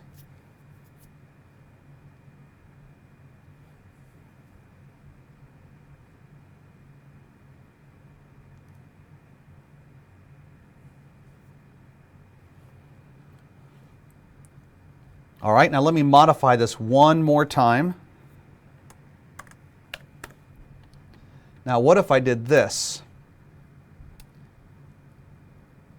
Not that. Well, yeah, I can do that there too.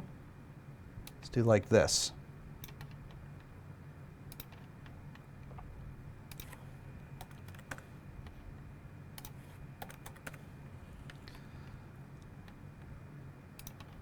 Okay. So now he's receiving BPDUs down all four of these links. And in every single case, he's come up with a cost of 38. The cost is identical.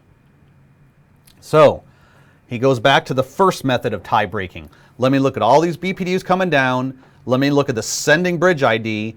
Whichever one has the lowest sending bridge ID, that'll be my root port.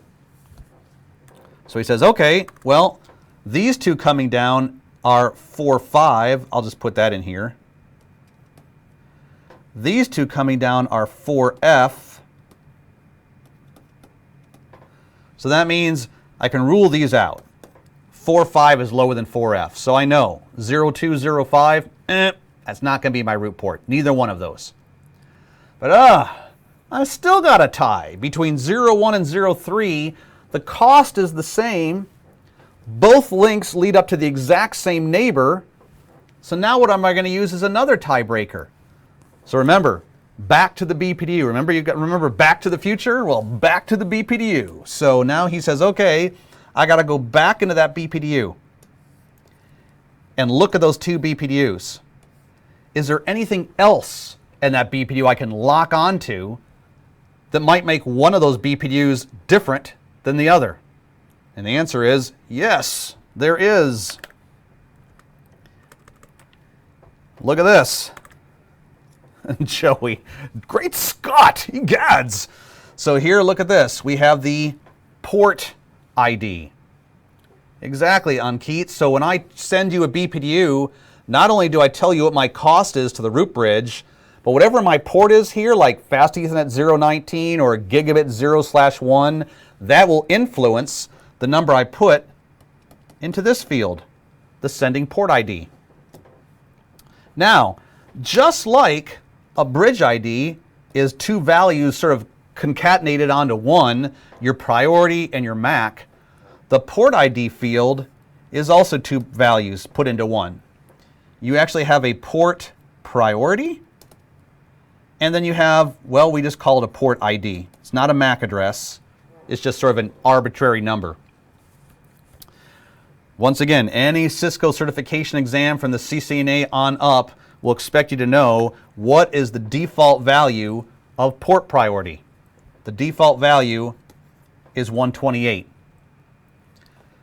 Now the port ID field, the second half of this field, this is directly related to the port number.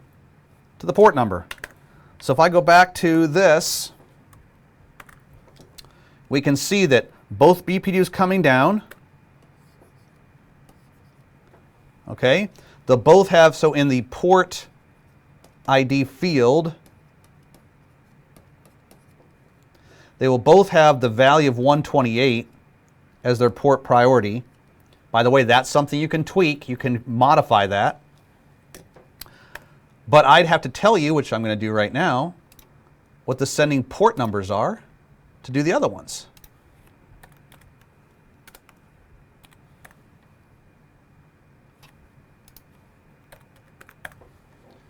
Okay, so now the second value here after that in the port ID section,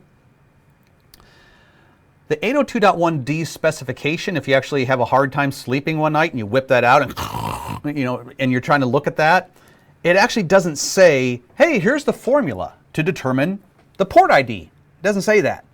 It's pretty much left up to each individual switching manufacturer to, when they're writing their spanning tree code, to just do that however they want.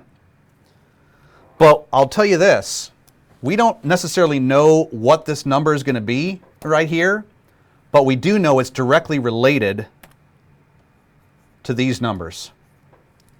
So whatever this, so I'm just going to write in here 0/9. It's not going to be that, but it'll be related to that. So the BPDU being received on port 0/3, the sending port ID will be lower than the BPDU that's being received on port 0/1. Now, a lot of times people who are brand new to spanning tree make a very big mistake. They say, oh, okay, the cost is the same, the sending bridge ID is the same, but 0/1 is lower than 0/3, so therefore this will be my root port. That's wrong. It's not based on your receiving port. It's based on the sending port. It's based on your neighbor's port IDs. So looking at this, you would just say, oh, well, since there's no mention here of port priority, I'm going to assume the priority is the same across both of them. 128, 128. Therefore, 0/9 is lower than 0/18. So that means this will end up being my root port right there, 0/3.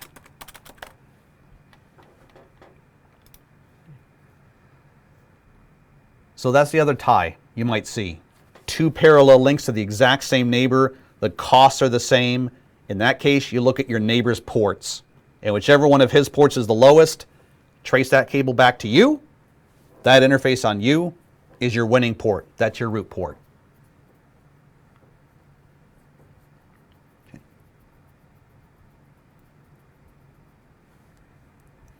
And so Joey, you ask a good question. If you have a huge switch with hundreds of ports, does the port ID value roll over to 0?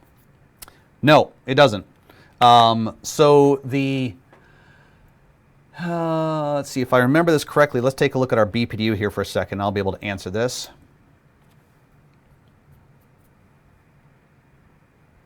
So the port ID field, notice that it's 2 bytes, which is 16 bits long.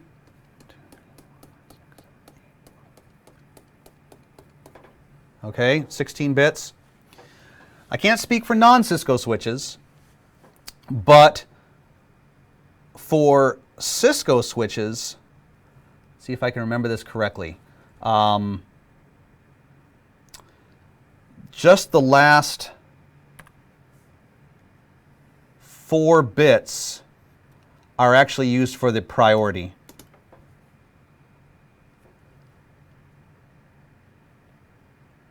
Yes, just the last 4 bits are used for the priority.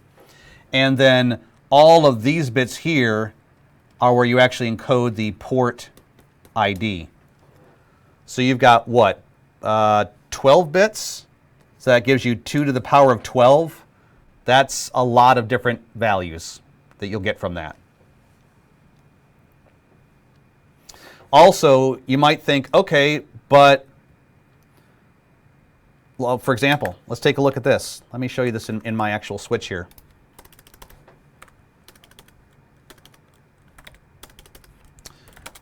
Show spanning dash tree VLAN 1. Let's see if he's doing VLAN 1 at all.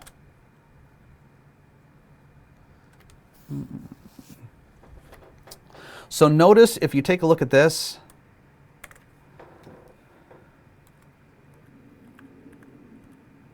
notice how, so here are your priority values, and here are the values that are assigned as that second half of the equation, the port ID.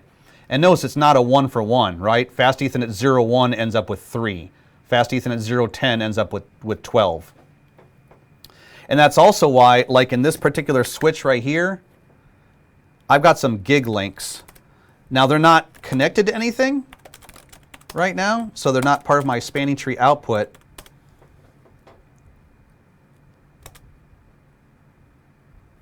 But you might think, so looking at this, you might think, well, wait a second. Here I have 0.1 and here I have 0.1. Would those come up with the same port ID? No, they wouldn't. The software in this switch that runs spanning tree, don't ask me how they developed it, but it's smart enough to recognize that these aren't the same two things. One of them is connected to a fast Ethernet link. One of them is connected to gigabit. Unfortunately, my gigabit links aren't actually connected to anything, so I can't show you what number it would be, but I can tell you that after the 120, they would both be 128 as their priority, but the value after that would be different.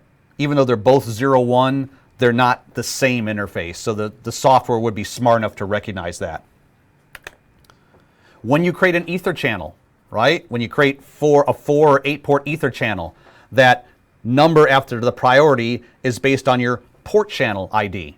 So for example, if I bundle 4 or 6 links into an ether channel, I say channel-group 7. Now I've created interface port channel 7.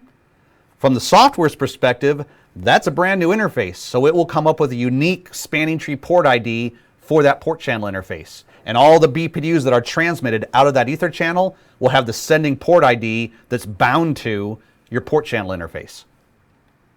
Okay. So let's see what other questions you guys have.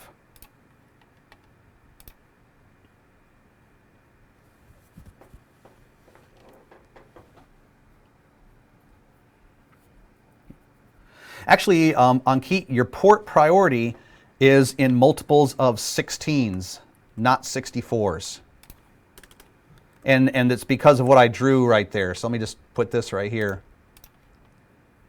So you've got 1, 2, 3, 4, 5, 6, 7, 8, 9, 10, 11, 12, 13, 14, 15, 16.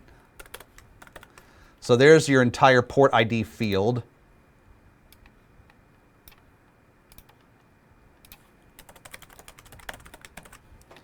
And we know that of that field, only the last 4 bits are used for the port priority.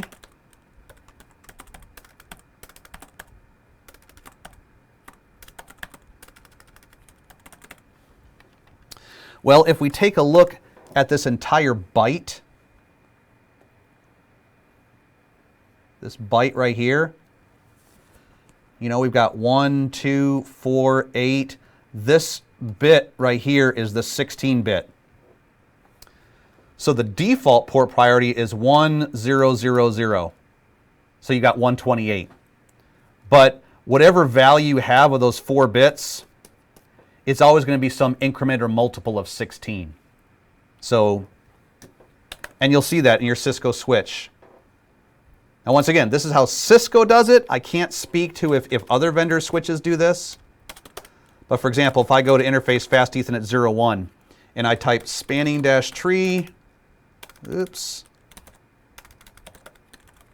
VLAN 1 port dash priority, and I type some just weird number like 13, it actually says port priority must be in increments of 16.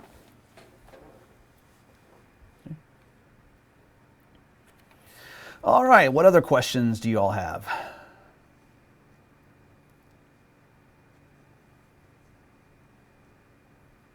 Yeah, Mr. Fail Standstill, good point as far as creating a switching loop. Now, creating a switching loop intentionally is not as easy as it sounds. If you guys are doing this in a lab environment, let me actually show you how to do it.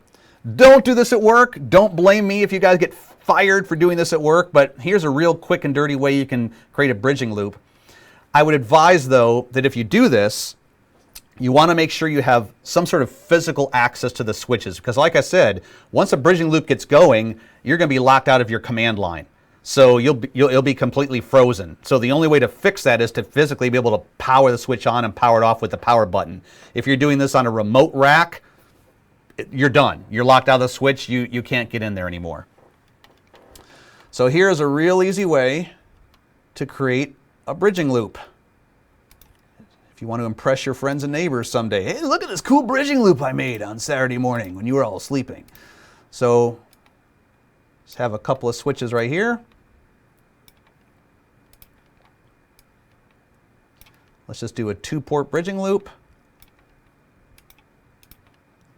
Let's say this is fast Ethernet 01 and 02 across the board.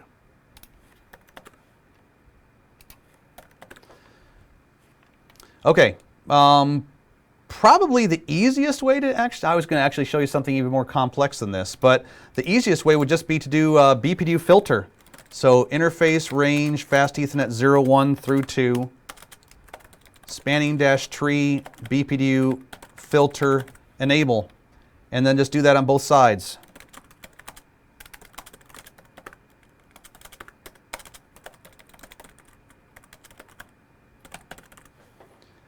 So that's the easiest way to do that. Another way you could do it, if you want to see how a bridging loop works when you have ether channel in the mix, is to do something like this. So on this side, I would say span interface range channel dash group 1 mode on. And you know that when you do on, you're forcing it to be an ether channel that says, hey, I don't even care if the other side's ether channel. I'm going to assume he is, but on my side, I'm just doing ether channel. Okay, so you do that. And secondly, we want to make this guy the root bridge. So the global configuration level, spanning dash tree, VLAN, let's just do it on VLAN 1. Priority 0. Okay, so that will make sure that he's the root bridge. On this side here, you want to implement BPDU filter. Okay, so implement BPDU filter. So there's no BPDUs coming back to him. And that should do it. Okay. Let's see here. What other questions do you guys have?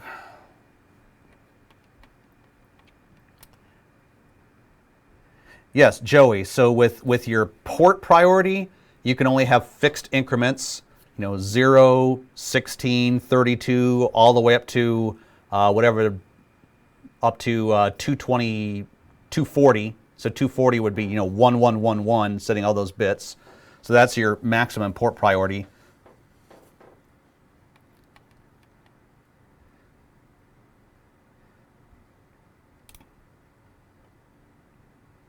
And okay, so I don't see any other questions there. So based on what I've told you so far, let me give you guys some quiz questions and see if you can figure them out.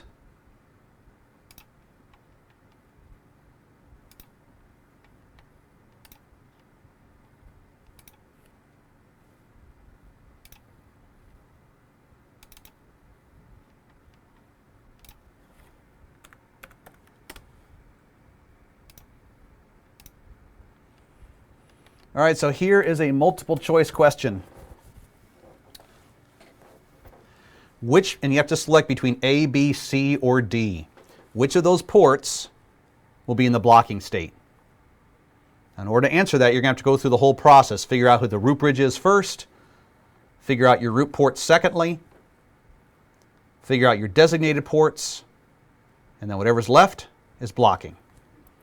So if you were actually doing this on like a CCIE exam, you wouldn't want to take any more than maybe 90 seconds to do this question. So that's what I'll give you starting right now.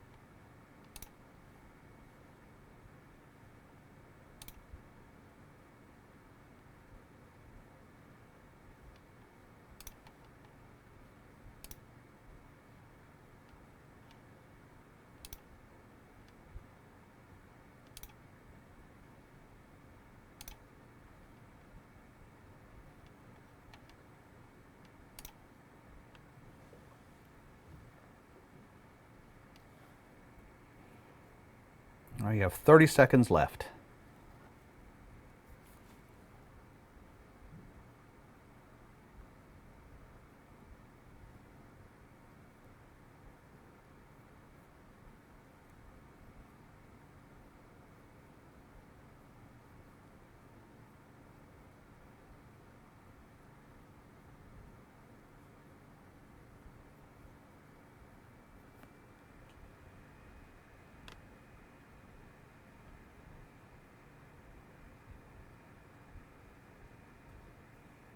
All right, so let's go through this together.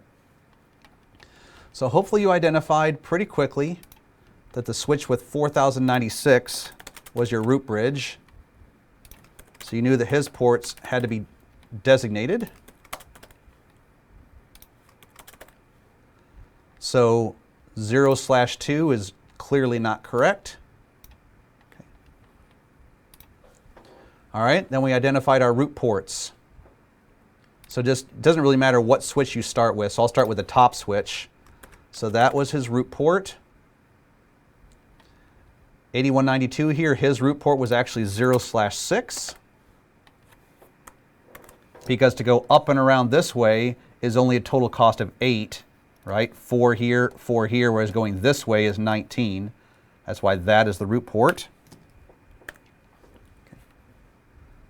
And we know that I said once you identify a root port, the other side has to be a designated port, which means 05 has to be a designated port. So now we can rule out 05 in our list. That's wrong. And down here on the bottom switch, 09 is his root port. Because once again, 4 plus 4 plus 4 going this way is 12. This direct shot right here is 19. And because we've identified 09 as a root port, 08 has to be a designated port. So we know that 08 is ruled out.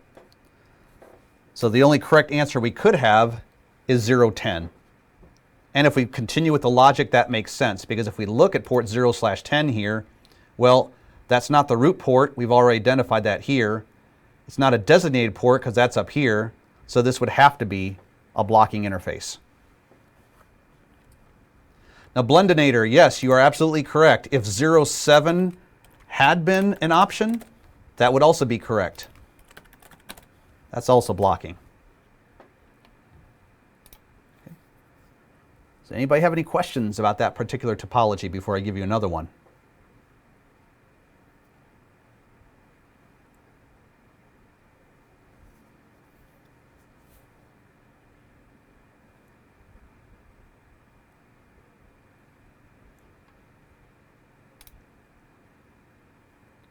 All right.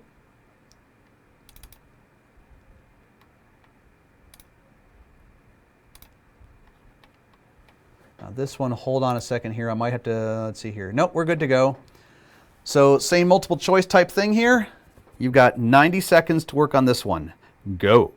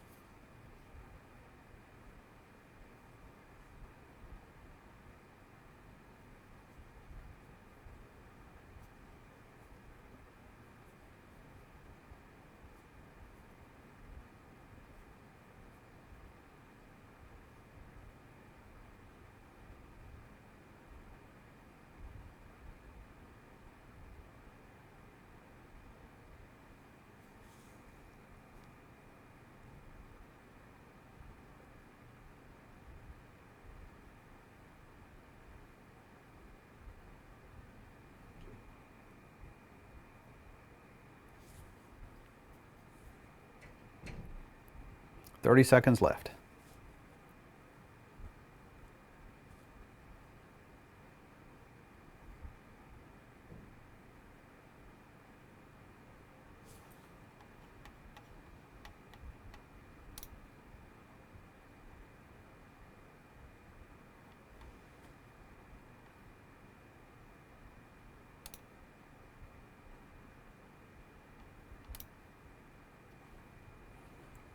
All right, time's up for this one.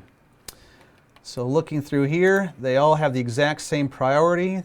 They all start out with 000211 AC. Yep. And then we have F, but here we have variation. We have FE, FA, F9, and F1. So this guy over here who is F1 would be our root bridge.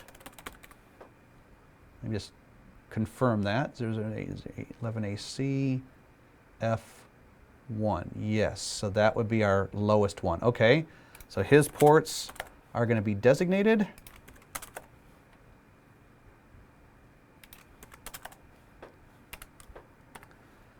Okay, so we can scratch out some of these. 07 is not blocking.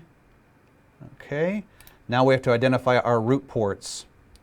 So this will be the root port. Just make this font a little bit larger so you can see it. Here we go. So that'll be the root port of FABE. So we can scratch that off. That's not blocking. And 09 will be the root port of F92C. So we can scratch that off. And 05 will be the root port of FEDA, because this path right here is only a total cost of 8. This path here is 19. And we know that if one side's a root port, the other side, when it's a direct cable connection, is a designated port. So 05 is not blocking. 01 is not blocking, so the correct answer is none of the above. F. Now, if you want me to just go on so you can see what is blocking, 06 would have been blocking. And what about between these two? Between 03 and 010, who would be blocking over there?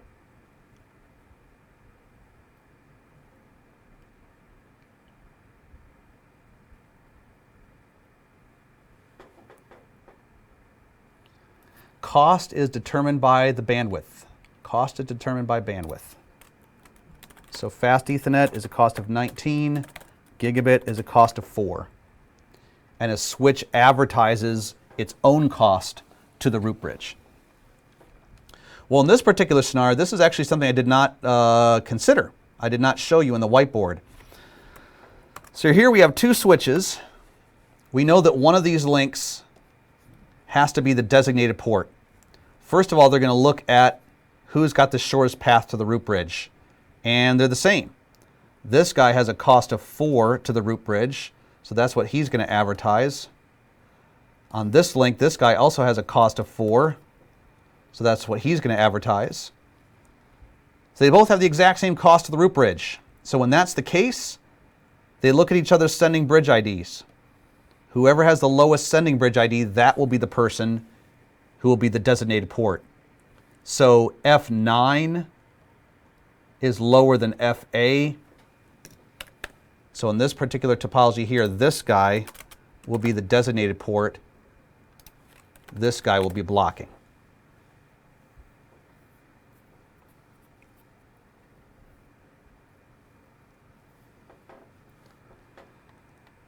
All right, so let's go back to the very first exercise I gave you. And now you guys should be able to work through it. This one right here. Now for this one, what I would recommend you guys do is just use like Windows snipping tool or Snagit or whatever screen capture software you've got. Take a picture of this. And then if you're in Windows snipping tool, so for example, if I was to snip this, I would just capture it like this.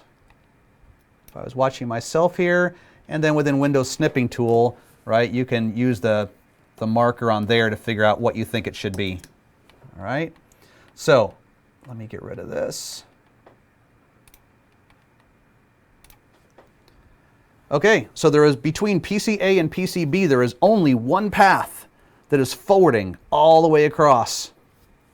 Why don't you take the next 90 seconds, see if you can figure it out on your own, and then I'll go ahead and draw it up here and you can compare what I draw with what you came up with.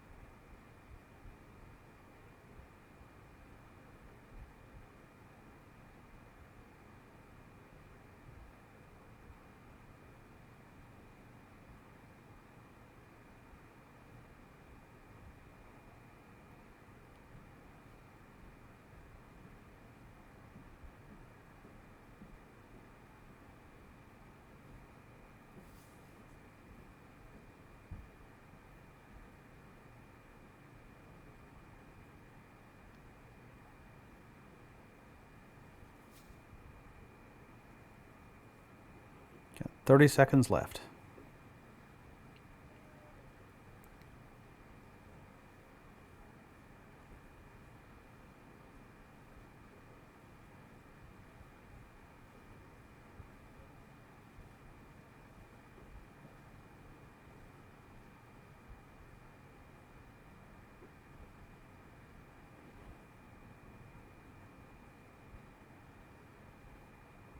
All right, time's up. So we had previously determined that the switch in the lower right-hand corner is our root bridge because everybody's the same up to the 00021, but 14 is lower than all these other ones here. So I'll just mark him as root bridge. So I'll just put forwarding. Okay, I need to use a little bit smaller font on this puppy.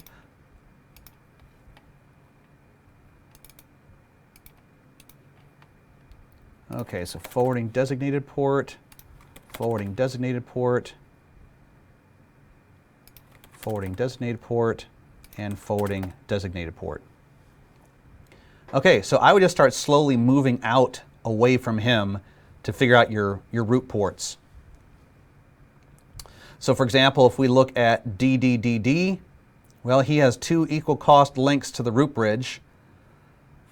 The BPDUs that he's receiving on both of these links have the exact same cost. They're also coming from the exact same bridge ID, but the one he's receiving from this sending port is better than the one he's receiving from this sending port. So this guy right here will have that as his root port. This guy down here, his gig link is clearly his root port. Okay. If we move up to this one, same type of scenario. He's receiving BPDUs this way. Both have the exact same cost. So from EEDD's perspective, he says, hey, my cost is 4. My cost is 4. But the one being transmitted out this interface has a lower sending port ID than the one from this interface. So that means he will select 0/5 as his root port. So we know that 0/1 will be a designated port.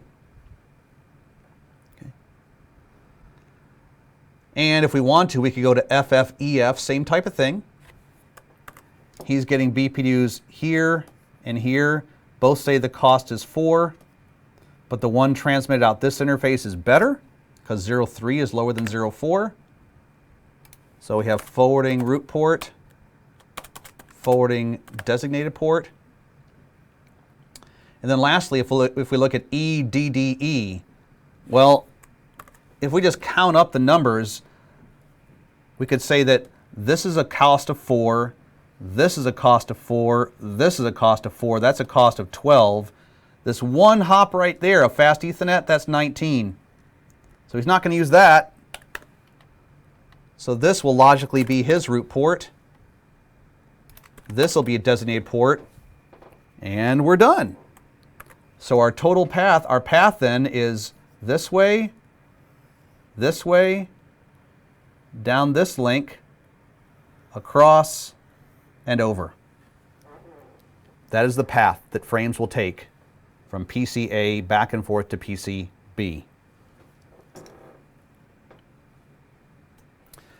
And that pretty much concludes what I wanted to cover today. At this point, I would say that all of you guys should be pretty good at deciphering spanning tree topologies. Yeah, oh, Keith, you're so wonderful. Ah!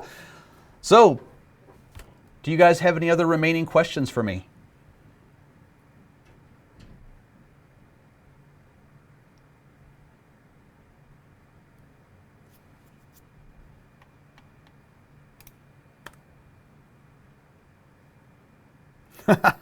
Thank you, Joey. Good icon. I like that.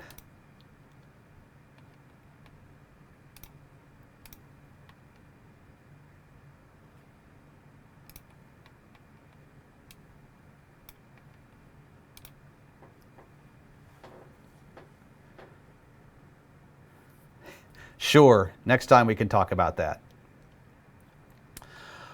All right, everybody. Well, if there are no remaining questions, I thank you all for watching our show today.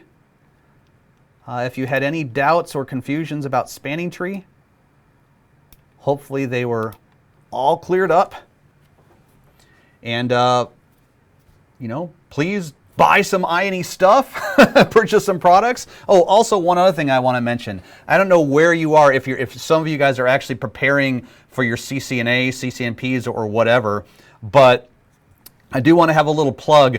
Most of the actual live boot camps I teach with students in front of me are out here in RTP, North Carolina. Like 99% of them are. But every once in a great while, I do get a chance to travel. And in August, I have a 7-day CCNP boot camp in San Jose, California. So if some of you guys actually are pursuing your CCNP or thinking of pursuing your CCNP, and it would be financially advantageous for you to travel to the West Coast versus the East Coast, I would love to see you in my CCNP boot camp. That'll be the week of August 20th. And it is 7 days. It starts on a Monday and it ends on a Sunday afternoon. And I cover topics from route and switch. So we go into this. We also go into loop guard, root guard, BPDU filter. We go into rapid spanning tree. We go into MST and enough stuff that will melt the eyeballs right out of your brain. So it's a great class. So I hope some of you guys can attend that. I'd love to see you there. All right, everybody. Thank you so much for watching. I really appreciate your feedback. I hope it was useful to you. And I will see you all again in my next show. Have a good weekend, everyone.